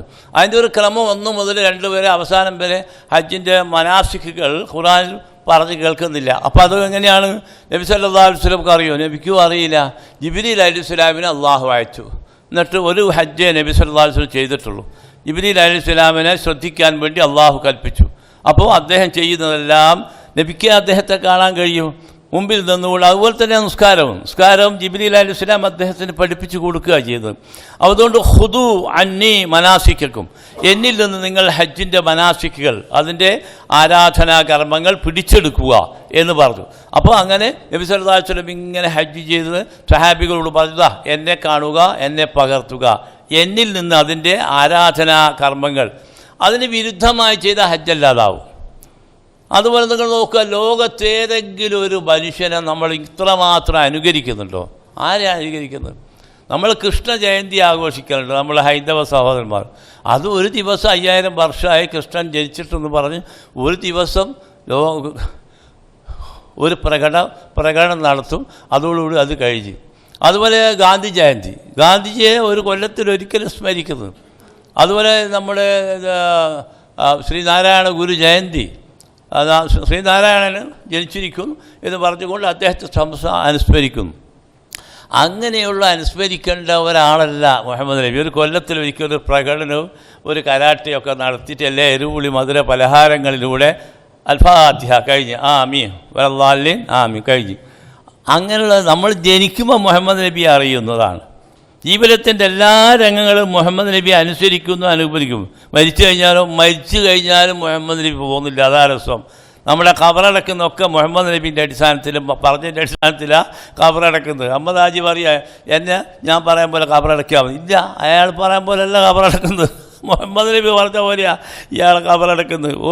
ആ നിലക്ക് ജനനവും മരണവും അതിനിടയിലുള്ള ജീവിതത്തിൻ്റെ വൈയക്തികം, സാമൂഹ്യം, രാഷ്ട്രീയം, രാഷ്ട്രാന്തരീയമായ എല്ലാ മേഖലകളിലും കഥകാലത്തിലേക്കും ഫി റസൂലില്ലാഹി ഉസ്വത്തുൻ ഹസന, മുഹമ്മദ് നബിയിൽ നിങ്ങൾക്ക് ഉത്തമമായ മാതൃകയുണ്ട്. എവിടെയാണ് ഇല്ലാത്തത്? ജന്മത്തിൻ്റെ മുമ്പ് തന്നെ ഉണ്ട്. അതാണ് ജനിച്ചതിന് ശേഷമല്ല നമ്മൾ മുഹമ്മദ് നബിയെ കേൾക്കുന്നു കാണുന്നു. ജനിക്കുന്നതിന് അതെങ്ങനെയാണ്? ജനിക്കുന്നതിന് മുമ്പ് ഭാര്യാഭർത്തൃ ബന്ധമായാൽ അവർ ശാരീരികമായി ബന്ധപ്പെട്ടാലേ മക്കളുണ്ടാകുക. അപ്പോൾ അതെങ്ങനെയാണ് ബന്ധപ്പെടുന്നത്? ആര് പഠിപ്പിക്കുന്നു? മുഹമ്മദ് നബി. ലാ ഇലാഹ. ഈ മനഃശാസ്ത്ര വിശാരദന്മാരും കാമശാസ്ത്രമൊക്കെ പഠിപ്പിക്കുന്നതിന് എത്രയോ വർഷങ്ങൾക്ക് മുമ്പ് 1400, ഇതിപ്പോൾ 100 വർഷമായിട്ടില്ല നമ്മൾ കാമശാസ്ത്രമൊക്കെ വന്നിട്ട്. നബി പറയുകയാണോ, നിൻ്റെ ഇണയോടൊരു കോഴിയോട് പെരുമാറുന്ന പോലെ, കോഴി ഇണയെടുക്കും പോലെ ആവരുത്. ഇതൊക്കെ നബി പഠിപ്പിച്ചതാണ്. ഇതൊക്കെ അടുത്ത കാലത്താണ് നമ്മൾ മനഃശാസ്ത്രത്തിലൂടെ നമ്മൾ മനസ്സിലാക്കുന്നത്. സ്ത്രീയെ ഉത്തേജിപ്പിക്കണം, അവളെ ഉണർത്തണം, നീ അവൾക്ക് വേണ്ടി കാത്തിരിക്കണം, പ്രതീക്ഷിക്കണം. നീ പെട്ടെന്ന് നിൻ്റെ ഏകപക്ഷീയമായി നീ അവളുമായിട്ട് ബന്ധപ്പെട്ട് സലാം അലൈക്കും വസല്ലം നമുക്ക് നാളെ കാണാമെന്ന് പറയുന്ന സ്ഥിതിയിലാവരുത് എന്ന് പറയാം. ചുംബനങ്ങൾ സമർപ്പിക്കണം. നബി പറയാം അവളെ തഴുകി തലോടണം. അവരുടെ കഥകളൊക്കെ പറഞ്ഞ സംസാരത്തിലൂടെ, കാരണം വളരെ വൈകി മാത്രമേ അവർക്ക് വികാരം ഉത്തേജിപ്പിക്കാൻ കഴിയൂ എന്നൊക്കെ സത്യമൊക്കെ ആരാ പഠിപ്പിക്കുന്നത്? അപ്പം ഈ കുട്ടി ജനിക്കുന്നതിന് മുമ്പ് തന്നെ നബി സല്ലല്ലാഹു അലൈഹി വസല്ലം പഠിപ്പിക്കുന്നു ഭാര്യാഭർത്തൃ ബന്ധം. മണിയറയിൽ കയറിയോണ്ട് എന്തെല്ലാം ചെയ്യേണ്ടതുണ്ട്, സലാം ചെല്ലേണ്ടതുണ്ട്, പേര് ചോദിച്ച് അവളെ യഥാർത്ഥം നമ്മുടെ ഒരു കൂട്ടുകാരിയായിട്ട് അംഗീകരിക്കുന്ന സ്വഭാവത്തിൽ മധുരമായ അവിസ്മരണീയമായ ഒരു ഓർമ്മകളായി മധുവിധു രാത്രി എന്നൊക്കെ നമ്മൾ പറയുന്നില്ല കഥകളും കവിതകളിലും. ആ നിലക്കുള്ള അനുഭവമായിരിക്കണം. മൂരി കയറും പോലെ അല്ലെങ്കിൽ കോരി കയറും പോലെ കയറുന്നതൊക്കെയാണ് നബി പഠിപ്പിക്കുന്നത്. നിങ്ങൾ നോക്കുക. അപ്പം നമ്മുടെ ജനനത്തിൻ്റെ മുമ്പ് തന്നെ നബിയുടെ അനുശാസനകൾ നമുക്കുണ്ട്. ജനിച്ചതിന് ശേഷം ആ കുട്ടിക്ക് ചെയ്യേണ്ട പേരുകളെപ്പറ്റി, അതിൻ്റെ അക്കീക്കത്ത് അറക്കുന്നതിനെ പറ്റി, അതിൻ്റെ ചേരാകർമ്മത്തെ സംബന്ധിച്ച് ഇങ്ങനെ പറഞ്ഞ് നമ്മൾ നിസ്കാരത്തിൽ 17 കോടി മനുഷ്യർ അശ്ഹദു അല്ലാ ഇലാഹ ഇല്ലല്ലാഹ് അത്തഹിയ്യാത്ത് നോക്കുമ്പോൾ എല്ലാവരും ഒരു ചൂണ്ടുവിരൽ. എന്തിനാന്ന് ചോദ്യമില്ല, ചോദിക്കാണ്ടാണല്ലോ ഇതൊക്കെ. നിരുപാധികം നബിയെ അനുസരിക്കണം എന്നാണ് ഖുർആൻ പറയുന്നത്. സൂറത്തുൻ നിസായിൽ ഒരു ആയത്തിൽ നിങ്ങൾ ആലോചിച്ച് നോക്കുക. വമൻ യുതിഇർ റസൂല ഫഖദ് അതാഅ അല്ലാഹ്. വല്ലവരും റസൂലിനെ അനുസരിക്കാമെന്ന് പറഞ്ഞാൽ അതിൻ്റെ അർത്ഥം എന്താണെന്നോ? അള്ളാഹുവിനെ അനുസരിച്ചു അവരപ്പോൾ തന്നെ. കാരണം അള്ളാഹുവിനെ നമ്മൾ കാണുന്നില്ല, അതല്ലേ പറയുന്നത്. അള്ളാഹുവിനോടുള്ള സ്നേഹപ്രകടനം എന്ന് പറഞ്ഞാൽ നബിയെ അനുകരിക്കുക. എന്താവരിച്ച ലോകത്തെല്ലാവരും പാദരക്ഷ ധരിക്കും. നമ്മളും പാദരക്ഷ എന്ന് പറഞ്ഞാൽ പാദം കാലിൽ, രക്ഷ എന്ന് പറഞ്ഞാൽ കാലിന് മുറിവേൽക്കാതിരിക്കാനും വേണ്ടി, ക്ഷണമേൽക്കാതിരിക്കാനും വേണ്ടിയാണ് നമ്മളതല്ല. നമ്മൾ പാദരക്ഷ എന്ന് പറഞ്ഞിട്ട് ഒരു സുന്നത്തും കൂടിയാണ്. അത് ചെരുപ്പ് ധരിക്കുമ്പോൾ ഏതെങ്കിലും ഇടത്തേക്കാലും വലത്തേക്കാലിനൊക്കെ വ്യത്യാസമുണ്ട്. അപ്പോൾ യുഅ്ജിബു തഅമ്മനു ഫീ തനഉലിഹി വ തറജ്ജുലിഹി. ഇടത്തേക്കാല് ചെരുപ്പ് ധരിക്കരുത്, വലത്തേക്കാലുകൊണ്ട് ചെരുപ്പ് ധരിക്കണം. സുന്നത്ത് കിട്ടി. ബിസ്മില്ലാഹിർ റഹ്മാനിർ റഹീം എന്ന് പറഞ്ഞു. നബിയുടെ സുന്നത്ത് നിങ്ങൾ ആലോചിച്ച് നോക്കാം. ഈ അതുപോലെ മുടി വാരും. ആദ്യം വലത്തെ ഭാഗം, പിന്നെ ഇടത്തെ ഭാഗം, പിന്നെ നടുഭാഗം. നബി കുളിക്കുമ്പോഴും ഭാര്യയും ഭർത്താക്കന്മാരും കുളിക്കണം എന്നാണ് പറയുന്നത്. നമ്മൾ ഒന്നിച്ച് ഉറങ്ങിയാൽ പോരാ, ഒന്നിച്ച് ഭക്ഷണം കഴിച്ചാൽ പോരാ, ഒന്നിച്ച് കുളിക്കണമെന്ന് നബി സല്ലല്ലാഹു അലൈഹി വസല്ലം സുന്നത്താണ്. എങ്ങനെയാണ് കുളിക്കേണ്ടത്? ഒരേ ബക്കറ്റിൽ നിന്ന് 2 പേരും, ആയിഷയും നബി സല്ലല്ലാഹു അലൈഹി വസല്ലമയും അടിപിടി കൂടാന്നല്ല, അത് നർമ്മരസമല്ലേ, അതൊരു ഹരമാണല്ലോ. അവരെ ചിരിപ്പിച്ചും കളിപ്പിച്ചും കൊണ്ട് കുളിക്കുക എന്നാണ്. അങ്ങനെ കോരി ഒഴിക്കും. ആയിഷക്ക് നബി ഒഴിച്ചു കൊടുക്കും, ആയിഷ റളിയല്ലാഹു നബി സല്ലല്ലാഹു അലൈഹി വസല്ലം ഒഴിച്ചു കൊടുക്കും. അതുപോലെ മത്സരിച്ച് ഓട്ടം നടത്തി മുറ്റത്തുനിന്ന് അവർ 2 പേരും. ഇതൊക്കെ ഭാര്യാഭർത്തൃ ബന്ധത്തിൽ നമ്മൾ പാലിക്കില്ല. നമ്മൾ ഒന്നിച്ച് ഭക്ഷണം കഴിച്ചാൽ തന്നെ നമ്മളെ ഉമ്മ ബോധം കെട്ടുപോകും. ഇതെന്തായി കാണുന്നത്? ഞാനും എൻ്റെ ഉമ്മാൻ്റെ ഉമ്മയൊക്കെ പകലെന്നെ പുറത്തിറങ്ങില്ല എന്നാ, പകലെന്നെ പുറത്തിറങ്ങില്ല, എല്ലാവരും ഉറങ്ങിക്കഴിഞ്ഞ ശേഷം എല്ലാം അകത്ത് പോകുന്നു ആരും അറിയാണ്ട് എന്നല്ലേ പഠിപ്പിച്ചു കൊടുക്കുന്നത്. ആദ്യം തന്നെ ഇതെല്ലാം ഒന്നിച്ച് ഭക്ഷണം ലായിച്ച, ഒന്നിച്ച് കുളി, ഇതൊക്കെ കേട്ടാൽ തന്നെ നമ്മളെ ഉമ്മമാർ അമ്മമാരെല്ലാം ബോധം കെട്ടു പോകുന്ന സ്ഥിതി. ഒന്നിച്ച് അതെന്നാടോ ഓല് ഓടുന്നു കണ്ടോ, ഇന്നലെ മെനഞ്ഞാന്ന് വന്നിക്കുള്ള ഓളയും കൊണ്ട് ഇവനത് ഓടുന്നു മുറ്റത്ത് ആരാ ജയിക്കാന്ന് ചോദിച്ചു. രണ്ടാക്കും സുഖയിൽ നമ്മൾ ആസ്പത്രിയിൽ കൊണ്ടുപോകാമെന്ന് പറയും, ആളുകളെയും കൂട്ടിയിട്ട് ആസ്പത്രിയിലാക്കും. അതുപോലെ തന്നെ ഇപ്പോൾ സലാം ചെല്ലാന്നാണ് ഇത് നബീൻ്റെ സുന്നത്തല്ലേ, പുരയിൽ വന്നിട്ട് സലാം ചെല്ലുന്നു. അപ്പം മക്കളും ഭാര്യയും ഒന്നായി നോക്ക്, കുട്ടികൾ ആദ്യം പോയിട്ട് ഉമ്മാനെ വിളിക്കുന്നു, അമ്മ ഉപ്പാക്ക് എന്തോ അസുഖം നോക്ക്, എന്താ സലാം ചെല്ലിക്ക്.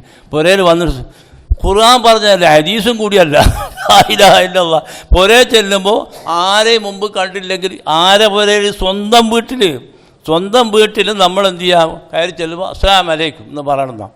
നമ്മൾ സാധാരണ ഇവിടുന്ന് കേൾക്കുന്ന എന്താ, ആരോ വന്നിട്ടുണ്ടല്ലോ കുഞ്ഞുമോൻ എന്തോ കൊണ്ടു കൊടുക്കുന്നു അറിയും. ഇത് സ്വന്തം ബാപ്പ വീട്ടിൽ കയറുമ്പോൾ മകൾ ആ പരസ്പരം സലാം ചെല്ലണം എന്നല്ലേ. ഇതൊക്കെ ഉണ്ടോ നമ്മളെ ജീവിതത്തിൽ പകർത്തുന്നുണ്ടോ? നമ്മൾ ഓടിയാലുള്ള സ്ഥിതി എന്താ?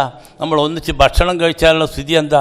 കൂട്ടുകാരൻ തന്നെ വന്നാൽ ഇവൾ ഒളിച്ചിരിക്കേണ്ടതെന്നാണ് ഖുർആൻ പറയുന്നതല്ലേ പറയുന്നത്.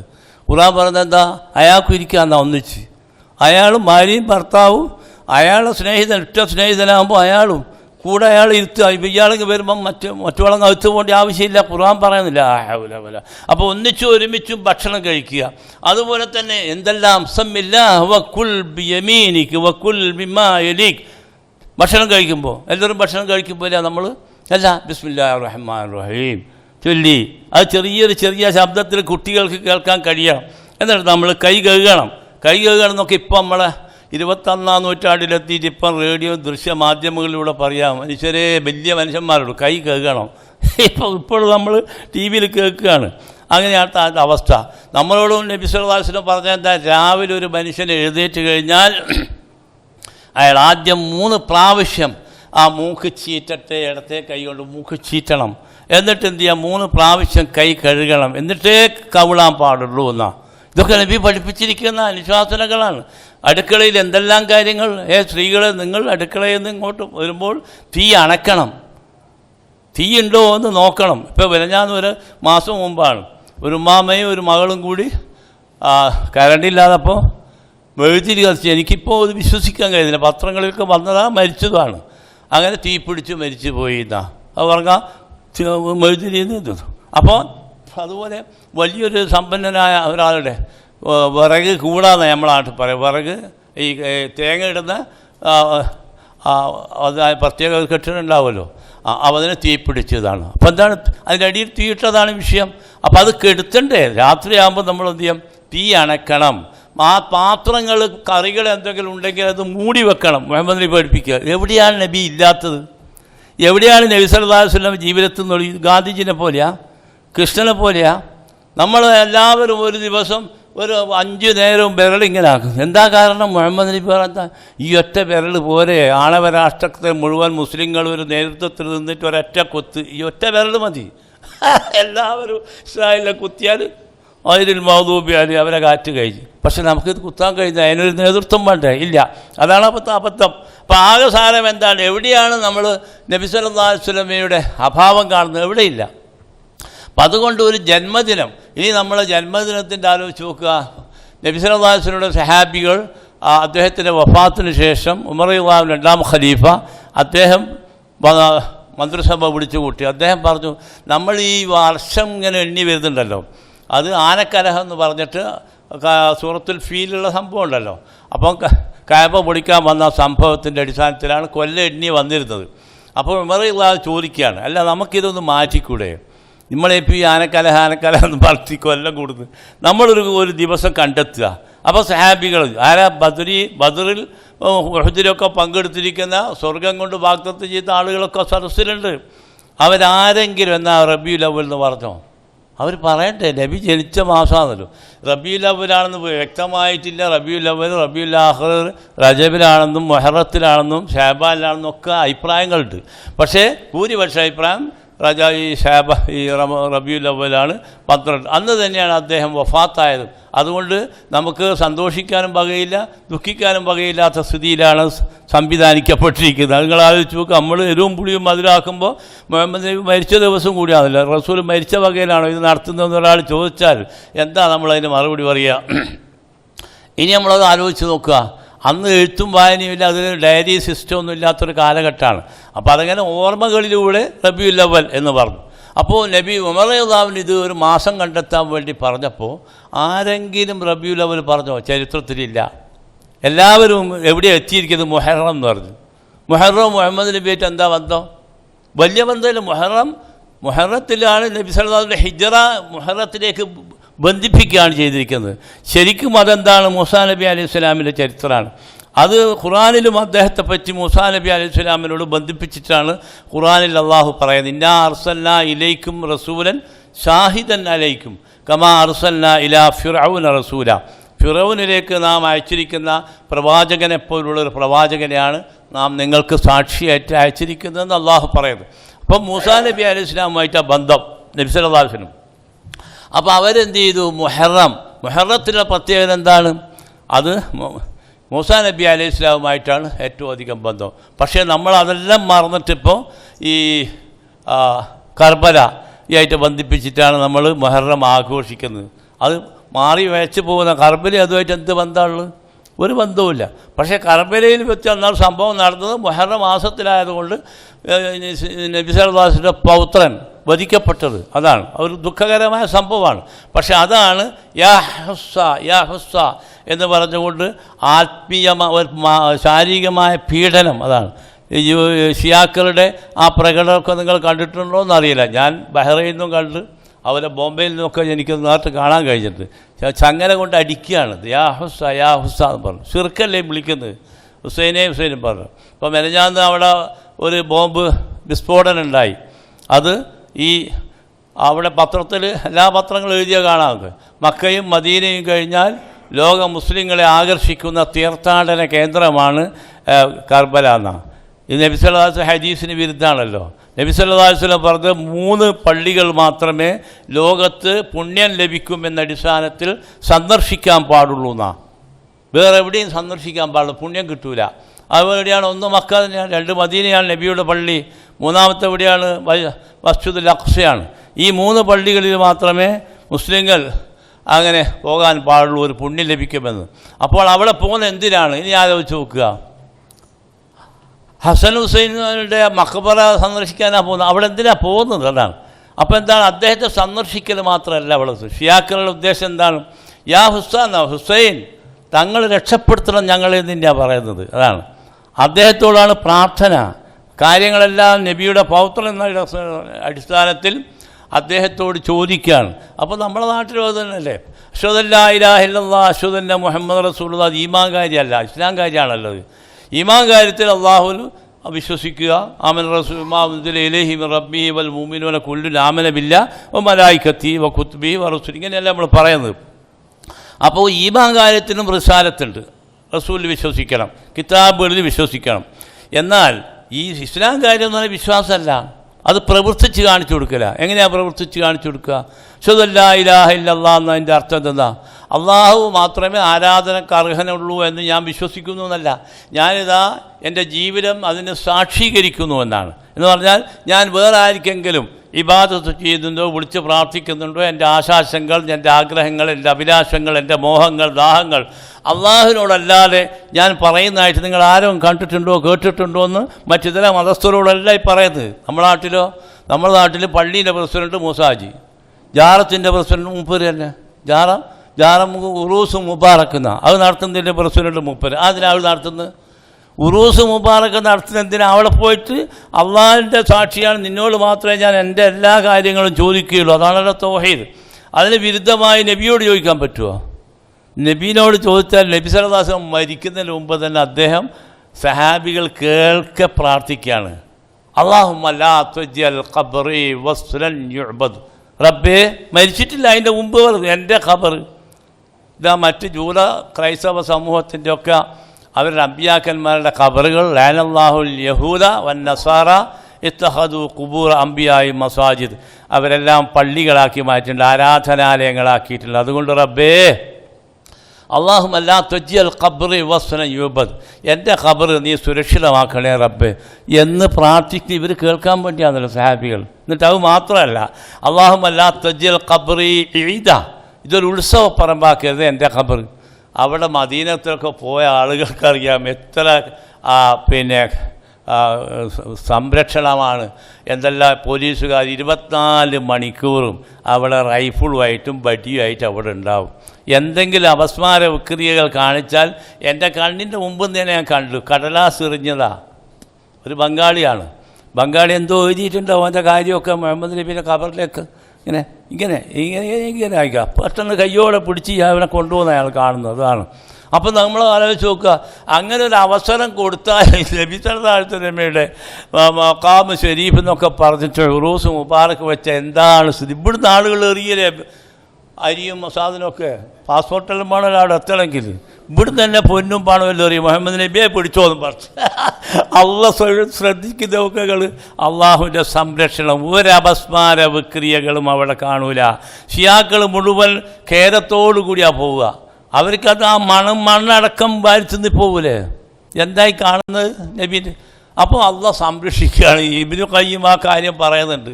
അള്ളാഹുവിൻ്റെ റസൂലിൻ്റെ പ്രാർത്ഥന അള്ളാഹു സമ്പൂർണ്ണമായി സ്വീകരിച്ചതിന് തെളിവാണ്, നിതാന്ത ജാഗ്രതയാണ് സെൽഫികൾ. ഞാൻ ഖത്തറിലുള്ള സമയത്ത് അവിടെ ഈ നമ്മുടെ മലപ്പുറം ജില്ലയിൽ നിന്നുള്ള കുറേ പാവങ്ങളുടെ സാധുക്കളാണ്. അവരിത് ശരിയാണെന്ന് വിചാരിച്ചിട്ട് അവർ ചെയ്തത് സുന്നത്ത് മൻസിൽ എന്നും പറഞ്ഞിട്ടൊരു പേര് വിട്ടിട്ട് ഒരു സ്ഥലത്ത് ഒരു വലിയ കെട്ടിടത്തിൽ അവർ താമസിച്ചിരുന്നത്. അപ്പോൾ ഞാനൊക്കെ അന്ന് പള്ളിയിൽ പ്രാസംഗികനാണ്. ഞാൻ അവിടെ ഖുത്ബ ട്രാൻസ്ലേഷനാണ് എൻ്റെ വിഷയം. അപ്പോൾ അന്ന് ഞാൻ പറയുകയും ചെയ്തു കാര്യമായിട്ട്, ഇങ്ങനെ ഇസ്ലാമിലൂടെ ഇല്ല, അത് ബിദ്അത്താണ്, ബിദ്അത്ത് എന്നല്ല കുല്ലു ബിദ്അത്തും ലലാല വക്കുല്ലു ലലാലത്തും പിന്നാറിലേക്കാണ് വരിക എന്നൊക്കെ പറഞ്ഞിട്ട് പ്രസംഗമുണ്ട്. അപ്പം അന്ന് തന്നെ രാത്രി എങ്ങനെയോ CID വിഭാഗത്തിന് കിട്ടി. അവിടെ ഈ മൗലൂദ് പാരായണവും അതോടനുബന്ധിച്ച് പ്രത്യേകിച്ച് പിന്നെ ഈ ഭക്ഷണവും അതൊക്കെ ഉണ്ടാക്കിയിട്ടുള്ള പരിപാടി ഉണ്ടെന്ന് അവരറിഞ്ഞ് സെലഫി നാടല്ലേ അത്, അതിന് വിരുദ്ധമായാലും എന്താ മാത്രമല്ല. ഖാദി മുഹമ്മദ് ചീഫ് ജസ്റ്റിസ് അദ്ദേഹത്തിൻ്റെ പള്ളിയിലാണ് ഞാൻ ഖുത്ബ ഉണ്ടായിരുന്നത്. അദ്ദേഹത്തിൻ്റെ ഖുത്ബ ചെയ്തു. അദ്ദേഹം വെള്ളിയാഴ്ച രാവിലെ പോകും പോലീസുകാരോട് കൂടി. ഇതിൻ്റെ മഖ്ബറ ഒന്നായിട്ടുള്ള വിശാലമായ, അവിടെ ഈ ബംഗാളികളും അതുപോലെ ഷിയാക്കളൊക്കെ തന്നെ മരിച്ചു കഴിഞ്ഞാൽ അവിടെ നിന്ന് ഖബർ വലുതാക്കിയിട്ട് ഇങ്ങനെ മണ്ണ് കൂട്ടിയിടും.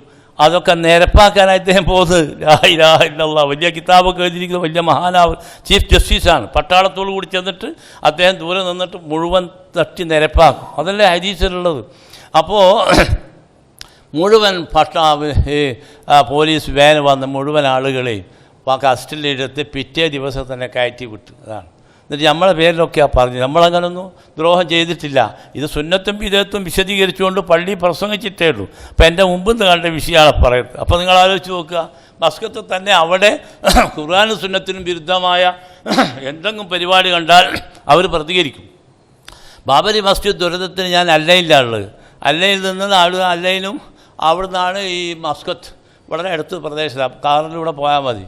ഞാൻ അവിടെ മസ്കത്തിൽ അവിടെ നമ്മുടെ ഒരു സലഫി പള്ളിയുണ്ട്. അവിടെ ഖത്തീബ് വളരെ വികാരപരമായിട്ട് ജുമയ്ക്ക് ശേഷം കൃത്യം അസ്ർ നമസ്കാരത്തിന് ശേഷം നമ്മൾ പ്രകടനമുണ്ട്, എല്ലാവരും അതിൽ പങ്കെടുക്കണം എന്ന് പറഞ്ഞു. ബാബരി മസ്ജിദിൻ്റെ ആ പ്രശ്നത്തിന് ശേഷം ഞാനും വിചാരിച്ചു അൽഹംദുലില്ലാഹ് ഇവിടെ അങ്ങനെയൊക്കെ നമ്മളെ നാട്ടിലുള്ള പോലെ പ്രകടനം ഉണ്ടല്ലോ.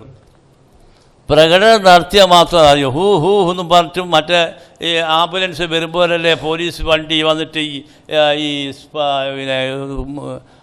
പിന്നെ ചൂരലല്ല മറ്റേ സ്റ്റീലിൻ്റെ വടി എടുത്തിട്ട് ഏറാണ് ഒന്നായിട്ട്. അതിൽ ഞാനും ഓടി, എല്ലാവരും ഓടി. എൻ്റെ കണ്ണടയിൽ പോയി. എനിക്ക് സ്ഥലവും അറിയാണ്ടായി, കുറേ പ്രയാസപ്പെട്ട് അനുഭവമുണ്ട്. അതൊന്നും അവിടെ നടക്കൂല. അല്ല, അവിടെ ക്ഷേത്രമുണ്ട്. അതാ രസം. മസ്കത്തിൽ ക്ഷേത്രമുണ്ട്. ഈ സംഭവം കഴിഞ്ഞ ഉടനെ തന്നെ വലിയ സന്നാഹത്തോടു കൂടി ആ ക്ഷേത്രത്തിന് കാവൽ. അതല്ല ഇസ്ലാം. റസൂല് പഠിപ്പിച്ചാൽ മറ്റ് ആരാധ്യ വസ്തുക്കളൊക്കെ ഉണ്ട്, അതിനൊക്കെ തല്ലി തകർത്ത് തരിപ്പണാക്കാമെന്ന് പറയുന്നില്ല. അതിനെ ശകാരിക്കാൻ പോലും നിന്ദിക്കാൻ പോലും പാടില്ല എന്നാ റസൂല്. ഒരു ശവമഞ്ചം കടന്നു പോയപ്പോൾ നബി സല്ലല്ലാഹു അലൈഹി വസല്ലം എഴുന്നേറ്റ് തന്നു. അപ്പം സഹാബികൾ പറഞ്ഞ് അതൊരു ജൂതനെ നബി സല്ലല്ലാഹു അലൈഹി വസല്ലം ക്ഷോഭിച്ചിട്ടാണ് പറഞ്ഞത്. അതൊരു മനുഷ്യനാണ്. അപ്പം മനുഷ്യൻ്റെ ശവം കണ്ടാൽ, അതിൻ്റെ ശവമഞ്ചം കണ്ടാൽ ആദരിച്ചുകൊണ്ട് എഴുന്നേറ്റ് നിൽക്കണമെന്നുള്ളത് അധ്യാപനം നബി സല്ലല്ലാഹു അലൈഹി വസല്ലം പഠിപ്പിക്കുകയാണ്. ബാബരി മസ്ജിദ് കഴിഞ്ഞിട്ട് നമ്മൾ ഏതെങ്കിലും ഒരു ക്ഷേത്രം നമ്മൾ ഉടച്ചിട്ടുള്ളൂ? ഇല്ല, ഉടക്കാൻ പറ്റൂലോ. അത് നമ്മുടെ വിശ്വാസത്തിന് വിരുദ്ധമാണ്. ഈമാൻ കാര്യത്തിൽപ്പെട്ട എന്താണ്? അവരുടച്ചാലും ഇവരെ കേട്. അതിന് പകരം നമ്മൾ ഉടക്കാൻ പാടില്ല. ഖുർആൻ തന്നെ പറയുന്നത് ക്ഷേത്രങ്ങളും പള്ളികളും ചർച്ചുകളൊക്കെ ഇവിടെ നിലനിൽക്കണം എന്നല്ല ഖുർആൻ പറയുന്നത്. അത് എവിടെയാണ് പറഞ്ഞിരിക്കുന്നത്? സൂറത്തുൽ ഹജ്ജിൽ. എങ്ങനെയാണ് പറഞ്ഞിരിക്കുന്നത്? വലൗലാ ദഫ്റുല്ലാഹി നാസ ബഅദുഹും അലാ ബഅദിൻ ലഹുദ്ദിമത് സവാബി എന്നും പറഞ്ഞിട്ടല്ലേ പറയുന്നത്. അള്ളാഹു തന്നെ അതിന് സംവിധാനം ഇവിടെ ഏർപ്പാട് ചെയ്തിട്ടുണ്ട്. നമ്മൾ പിന്നെ നരനും സിംഹവും എന്ന് പറഞ്ഞൊരു മനുഷ്യൻ നമ്മൾ അയാളെ ഏൽപ്പിച്ച എല്ലാ കാര്യവും അങ്ങനെ ഏൽപ്പിക്കാൻ പാടുണ്ടോ? മലപ്പുറത്തുനിന്ന് ഒരു 10 ആളാടെ ഏൽപ്പിക്കേണ്ട ഒരു ചടങ്ങുമായിട്ട്. എന്നാൽ ഇത് സംഭവിക്കില്ല. നമ്മൾ അയാളെ ഏൽപ്പിച്ച്, അതാണ് അയാളെ ഏൽപ്പിച്ച് നിങ്ങളെ നമ്മളെല്ലാ ആളും അള്ള കാണിച്ചു കൊടുത്ത് തകർത്തുക്കാണ്. ആ മലപ്പുറത്തുനിന്ന് 10 ആളുണ്ടായാൽ മതി, ഒരു പരിപാടി അവിടെ നടക്കില്ല. അതാണ്. അപ്പം നടന്നില്ല. അതാണ്. അപ്പോൾ അതുകൊണ്ട് നരനും സിംഹമാണ്. ആളുകളിപ്പോൾ അവരാളുകൾ തന്നെ തള്ളിപ്പറഞ്ഞു. അതാണ് നിങ്ങൾ ആലോചിച്ചു. അതുമായിട്ട് ബന്ധപ്പെട്ട ആളുകൾക്കൊന്നും വന്ന ബുദ്ധിയായിട്ട് ജീവിതത്തിലെ ഇപ്പോൾ ഉള്ളത് പരീക്ഷണത്തിലാണ്. അതാണ്. അപ്പം നമ്മൾ ആലോചിച്ച് നോക്കുക. ഖുർആൻ പറയുന്നത് അള്ളാഹു സൂറത്തുൽ ഹജ്ജിൽ ഒരു ആയത്തുണ്ട്. അത് നമ്മൾ കണ്ടാൽ പിന്നെ നമുക്ക് സമാധാനമായി. നമ്മൾ മലപ്പുറം ജില്ലയിൽ നിങ്ങൾ ആലോചിച്ച് നോക്കുക. അവിടെ കഴിഞ്ഞ താനൂർ അവിടെ ഒരു സ്ഫോടനം നടന്നു. ആ സ്ഫോടനത്തിൽ മരിച്ച ആരാ? RSSകാരൻ. സംഭവം എന്താണ്? അങ്ങനെ പോലീസ് അന്വേഷണം നടന്നപ്പോൾ RSSകാരന് അവിടെ ഈ കൃഷ്ണ ജയന്തി ദിവസത്തിൽ ആ പ്രകടനത്തിൽ ഇവർ തന്നെ കൊല്ലാൻ വേണ്ടി പരിപാടിയിട്ടാണ്, ബോംബുണ്ടാക്കാൻ വേണ്ടി. അതിൽ ഇവൻ തന്നെ ചത്ത്. അള്ളാഹിൻ്റെ സംരക്ഷണമല്ലേ. അല്ലെങ്കിൽ എന്തുണ്ടാവും? ഒന്നായിട്ട് കലാപം. മലപ്പുറം ജില്ല പോലുള്ള സമുദായ മൈത്രിയുടെ പ്രതീകമായിട്ടാണ് നാടറിയപ്പെടുന്നത്. മുസ്ലിം ഭൂരിപക്ഷ പ്രദേശം, ഒരവസ്ഥയും അവിടെ ഇല്ല. ഇപ്പം നമ്മൾ നാൾ ഫൈസലിനെ കൊന്നു. ആ കൊന്നാൽ പിന്നെ നശിപ്പിക്കാൻ കഴിയുന്ന വിഷയമാണ് ആദർശം, ആശയം. വിഡ്ഢികളല്ലേ അവർ? പാടുണ്ട്. അതിന് പകരം നമ്മൾ വേറെ ആരെയും കൊന്നു ഇല്ല. ഇസ്ലാമിന് അതിന് പാടില്ല. അവിടെയാണ്. അപ്പോൾ അള്ളാഹു പറയുന്നത് എന്താണ്? അള്ളാഹു തന്നെ പ്രതിരോധിക്കും. അപ്പോൾ ആകെ സാരം ഞാൻ സംഗ്രഹിക്കുകയാണ്. നബി സല്ലല്ലാഹു അലൈഹി വസല്ലം അധ്യാപനങ്ങളുടെ പ്രസക്തി ഏറിക്കൊണ്ടിരിക്കുന്നു. അപ്പോൾ നമ്മളിങ്ങനെ ഒരു പ്രകടനത്തിൻ്റെ ഒന്നും ആവശ്യമില്ല എന്നാണ് പറയുന്നത്. അൻ നബി ഹുറൈറ റളിയല്ലാഹു അൻഹു ഖാല ഖാല റസൂലുള്ളാഹി സ്വല്ലല്ലാഹു അലൈഹി വസല്ലം കുല്ലു ഉമ്മത്തി യദ്ഖുലൂനൽ ജന്നah ഫഖിയാന പിന്നെ വമൻ അബ വഖീല കുല്ലു ഉമ്മത്തി യദ്ഖുലൂൽ ജന്നah ഇല്ലാ മൻ അബ وقيل ومن يأبى يا رسول الله قال من أطاعني دخل الجنة ومن عصاني فقد أبى رواه البخاري. ഇമാം ബുഖാരി ഉദ്ധരിച്ചൊരു ഹദീസിലുള്ളതാണ്. എൻ്റെ സമുദായ അംഗങ്ങളെല്ലാം സ്വർഗത്തിൽ പ്രവേശിക്കും. നബി പറയാണ് ഇല്ലാമൻ അബ, വിസമ്മതിച്ചവൻ ഒഴികെ. അപ്പോൾ സഹാബികൾ ചോദിച്ചു വഖീല വമൻ യഅബ യാ റസൂലുള്ളാഹ്, ആരായി വിസമ്മതിച്ചവൻ? മൻ അതാനി ദഖൽ ജന്ന, എന്നെ അനുസരിക്കുക, ഞാൻ പറയുന്നതിനനുസരിച്ച് എൻ്റെ പിന്നെ ഖൗല് ഫിഅല് തഖ്രീർ, അതിനാ സുന്നത്ത് എന്ന് പറയാം. ആ സുന്നത്ത് അങ്ങനെ പിൻപറ്റി അനുസരിച്ച് ജീവിക്കുന്നവൻ സ്വർഗത്തിൽ പ്രവേശിച്ചു. വമൻ അസാനി, എനിക്ക് വിപരീതം പ്രവർത്തിക്കുന്നവൻ ഫഖദ് അബ, അവനാണ് വിസമ്മതിച്ചവൻ. സൂറത്തുൽ ജിന്നിൽ തന്നെ അള്ളാഹു പറയുന്നുണ്ട് വമൻ യഅസില്ലാഹ വറസൂലുഹു ഫഇന്നഹു ലഹു നാറ ജഹന്നം. വല്ലവനും അള്ളാഹുവിനോടും റസൂലിനോടും വിപരീതം പ്രവർത്തിച്ചാൽ അവന് നരകമാണുള്ളത് എന്ന്. അപ്പോൾ നബി സല്ലല്ലാഹു അലൈഹി വസല്ലം പറയുന്നത് എന്താണ്? നബി നമ്മളെ വിദ്യത്താകുന്ന എന്തുകൊണ്ടാണ്? ഞാൻ നേരത്തെ പറഞ്ഞല്ലോ, ഉമർ റളിയല്ലാഹുവിൻ്റെ കാലത്ത് ആരെങ്കിലും ഇത് പറഞ്ഞു. 6-ാം നൂറ്റാണ്ടിലാണ് ഈ സംഭവം. 6-ാം നൂറ്റാണ്ടെന്ന് പറഞ്ഞാൽ നബി സല്ലല്ലാഹു അലൈഹി വസല്ലം വഫാത്തായിട്ട് 600 വർഷത്തിന് ശേഷം ഈജിപ്തിൽ മുളഫർ എന്നൊരു രാജാവാണ് ഇതാദ്യം ഒരു സംവിധാനം ചെയ്തത്. അപ്പോൾ അതിൽ ആ 600 വർഷത്തിനിടയിൽ സഹാബികൾ, താബീങ്ങൾ, ഇമാമിങ്ങൾ എല്ലാവരും, ഇമാം ഷാഫി റഹ്മത്തുള്ളാഹിയുടെ പ്രിയ ശിഷ്യൻ അഹ്മദ് ബിൻ ഹംബൽ റഹ്മത്തുള്ളാഹ്, അവരെല്ലാം അസ്തമിച്ച് കഴിഞ്ഞിരിക്കുന്നു. അതിന് ശേഷമാണ് ഈ ഒരു രാജാവാണ് ഒരു പായസമൊക്കെ വെച്ചുകൊണ്ടുള്ള പരിപാടി നടത്തിയിരിക്കുന്നത്. ഇതിൽ ഏറ്റവും രസകരമായ അനുഭവം ക്രിസ്തുമസ് ഉണ്ടല്ലോ, അതും 6-ാം നൂറ്റാണ്ടിലാണ്. ഇതെങ്ങനെ ഈ യാദൃച്ഛികം സംഭവിച്ചു നമുക്ക് പറയാൻ കഴിയില്ല. ക്രിസ്തുമസ് എന്ന് പറഞ്ഞാൽ ഈസാ നബി അലൈഹി സ്വലാം ജനിച്ച ദിവസത്തിനായി ക്രിസ്തുമസ് നടക്കും. അത് ഡിസംബർ 31 വരെ ദിവസം പറയുന്നത്, 25 മാത്രമല്ല. അതിലും അഭിപ്രായം ഇതുപോലെ തന്നെ. അപ്പോൾ ഈസാ നബി അലൈഹി സ്വലാം പഠിപ്പിക്കാത്ത, ഈസാ നബി അലൈഹി സ്വലാമിൻ്റെ അപ്പോസ്തലന്മാർ എന്ന് പറഞ്ഞാൽ സഹാബികൾ മാർഗദർശനം നൽകാത്ത ഒരു ബിദ്അത്താണ് 200 കോടി ക്രൈസ്തവർ ലോകത്ത് ഈ ക്രിസ്തുമത്ത് ആഘോഷത്തിലൂടെ വരുന്നത്. അതെപ്പോഴാണ് സംഭവിച്ചു നോക്കുക? 6-ാം നൂറ്റാണ്ടിൽ കാലനിർണയം നടത്തിയത്. റോമിൽ താമസമുറപ്പിച്ചിരുന്ന ഡേനീഷസ് എന്ന സന്യാസിയാണ് ഇത് ആരംഭിച്ചത്. മറ്റത് നമ്മൾ രാജാവാണ്, ഇത് വേറൊരു സന്യാസിയാണ്. റോമക്കാർ അതേവരെ റോമക്കാർ കാലനിർണയം ചെയ്തിരുന്നത് റോമാ നഗര സംസ്ഥാപനാനന്തരം ഇത്രാം വർഷം എന്നായിരുന്നു. പിന്നീടാണ് AD ക്രിസ്തുവിൻ്റെ ജനനശേഷം BC എന്നാൽ ക്രിസ്തുവിൻ്റെ ജനനത്തിന് മുമ്പുള്ള കാലം എന്ന് പറഞ്ഞുകൊണ്ട് ക്രിസ്തുമത്ത് ആഘോഷിച്ചത് എന്നാണ്. അപ്പോൾ നമ്മൾ മനസ്സിലാക്കി നോക്കുക, യാദൃച്ഛികമായിട്ടാണ് സംഭവം രണ്ടും. അതിൽ അവരുടെ ഈസാ നബി അലൈഹി സ്വലാം പഠിപ്പിച്ചിട്ടില്ല, ഇവിടെ മുഹമ്മദ് നബിയും സഹാബികളും പഠിപ്പിച്ചിട്ടില്ല. അപ്പോൾ അത് റസൂലിനെ സ്നേഹിക്കേണ്ടത് എങ്ങനെയാണെന്നും അള്ളാഹുവിനെ സ്നേഹിക്കേണ്ടത് എങ്ങനെയാണെന്നും ഖുർആനും ഹദീസും കാണിച്ചു തരുന്നുണ്ട്. ഇനി റസൂൽ പറയുന്ന നോക്കുക, മൻ അഹബ്ബ സുന്നത്തി ഫഖദ് അഹബ്ബനി, എൻ്റെ സുന്നത്ത് ആരെങ്കിലും ഇഷ്ടപ്പെട്ടാൽ ഫഖദ് അഹബ്ബനി, അവൻ എന്നെ ഇഷ്ടപ്പെട്ടു. ലാ ഇലാഹ ഇല്ല വമൻ അഹബ്ബനി, അങ്ങനെ ആരെങ്കിലും എന്നെ ഇഷ്ടപ്പെട്ടാൽ ഖാന മഈ ഫിൽ ജന്ന, അയാൾ എൻ്റെ കൂടെ സ്വർഗത്തിലാണ്.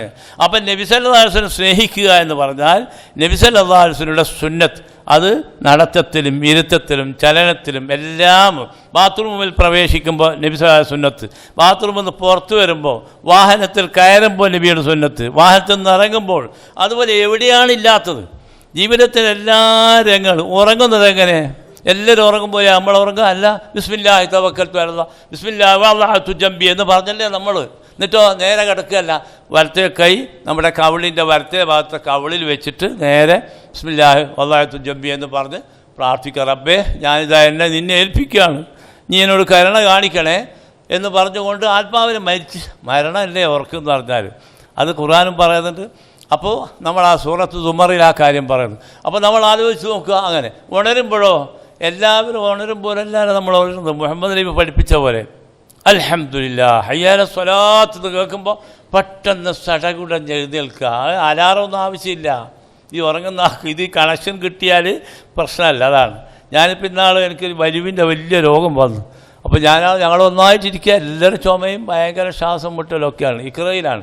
അപ്പോൾ എൻ്റെ മകനുള്ളൂ. അപ്പോൾ എൻ്റെ അടുത്തിരിക്കുന്ന 1-2 ആളുണ്ട്. അവരോട് ചോദിച്ചാൽ അല്ല നിങ്ങൾ രജിസ്ട്രേഷൻ കഴിഞ്ഞോ എന്ന് ചോദിച്ചു. ഞാൻ വെറുതെ എന്തെങ്കിലും തമാശ ഇരിക്കട്ടെ, എന്ത് രജിസ്ട്രേഷൻ?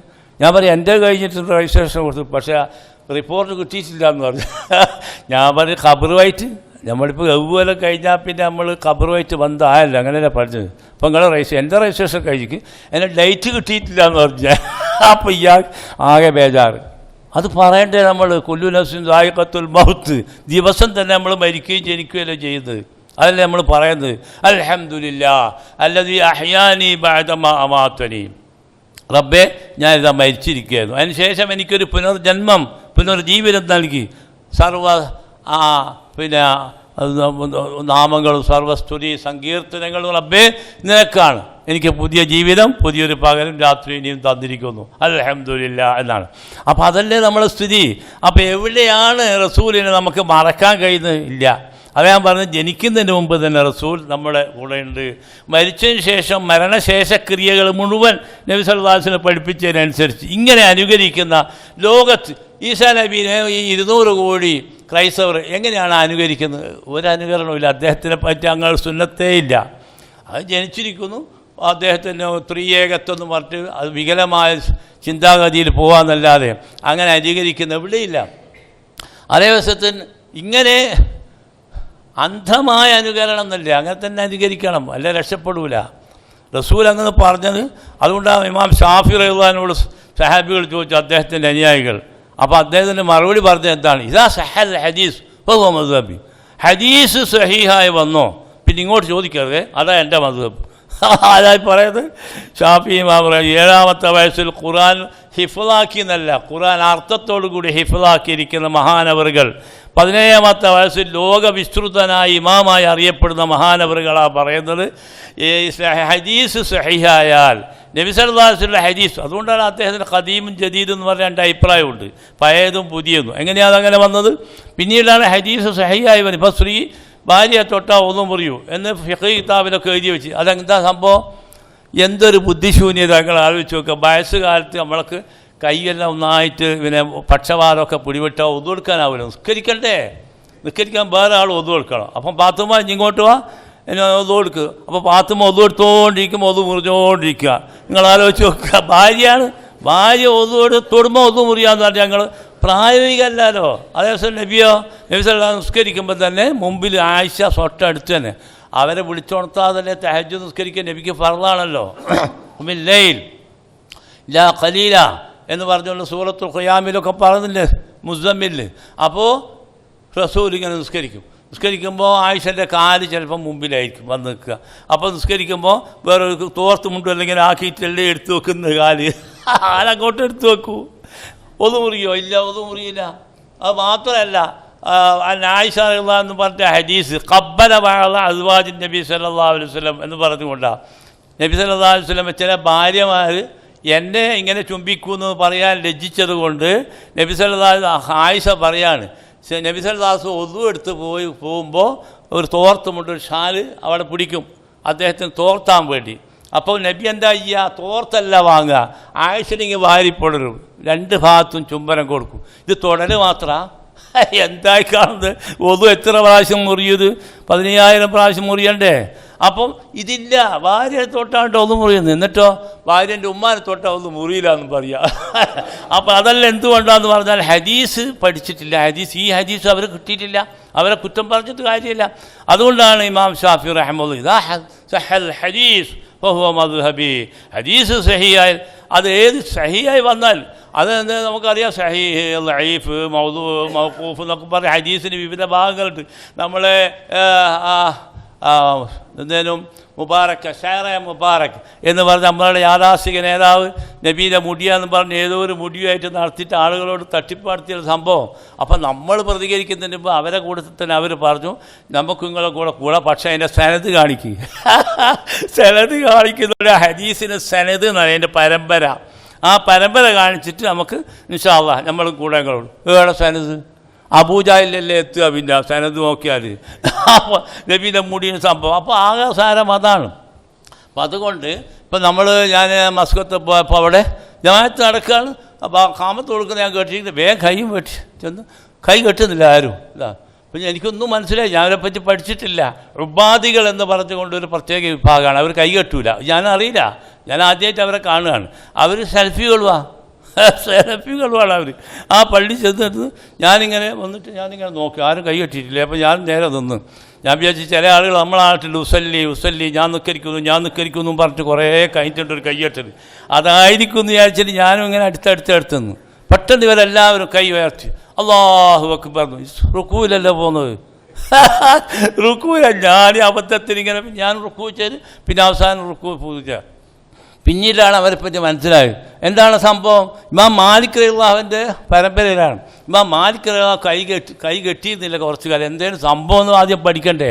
അടിച്ചിട്ട് അദ്ദേഹത്തിൻ്റെ കൈ രണ്ടും ഈ അന്നത്തെ മുസ്ലിം രാജാക്കന്മാർ അദ്ദേഹത്തിന് അവർക്ക് അനുകൂലമായി ഫത്വ നൽകാത്തതിൻ്റെ പേര് ആരാണ് ഇമാം മാലിക് റളിയല്ലാഹു.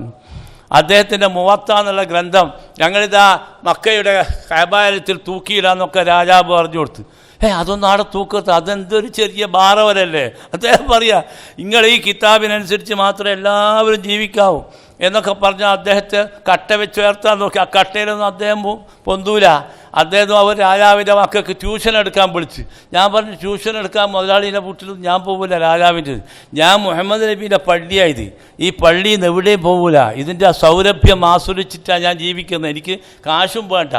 അതുകൊണ്ട് രാജാവിൻ്റെ ആ ഭരണത്തിനെതിരായി അദ്ദേഹം അംറു ബിൽ മഅറൂഫ് നഹീ അനിൽ മുൻകർ ധർമ്മരോഷം മുഴക്കി. അതിൻ്റെ അടിസ്ഥാനത്തിൽ ഇദ്ദേഹത്തെ ജയിലിലാക്കി. ഇടിച്ച് അദ്ദേഹം മാറാത്തതുകൊണ്ട് കൈ പിന്നെ പൊന്തിക്കാൻ കഴിഞ്ഞിരുന്നില്ല. അതിൻ്റെ അടിസ്ഥാനത്തിലാണ് കൈ പൊന്തിക്കണ്ടേ, കൈയില്ല, അതാണ് അങ്ങനെ. അത് കണ്ടിട്ടാണ് ഇവർ ആ സംഭവം ചരിത്രം പഠിക്കണ്ടേ. നബി കൈ കെട്ടി രഞ്ഞത്താന്നൊക്കെ പറഞ്ഞ ഹദീസിലുള്ളതും പഠിക്കണ്ടേ. അപ്പം അങ്ങനെയാണ്. അപ്പോൾ ആകസാരം എന്താണ് ഞാൻ സംഗ്രഹിക്കുകയാണ്. നബി സല്ലല്ലാഹു അലൈഹി വസല്ലം ഏതെങ്കിലും പുളി മധുര പലഹാരത്തിലൂടെ ഒരു കൊല്ലത്തിൽ അനുസ്മരിക്കേണ്ട ചെറിയ വ്യക്തിയല്ല. അതാണ് ജീവിതം മുഴുവൻ അദ്ദേഹത്തിന് ഒപ്പിയെടുക്കുക, അഭിനയിക്കുക, ആസ്വദിക്കുക, അനുധാവനം ചെയ്യുക. അതാണ് സുന്നത്ത് എന്ന് പറഞ്ഞാൽ. സുന്നത്ത് എന്ന് പറഞ്ഞാൽ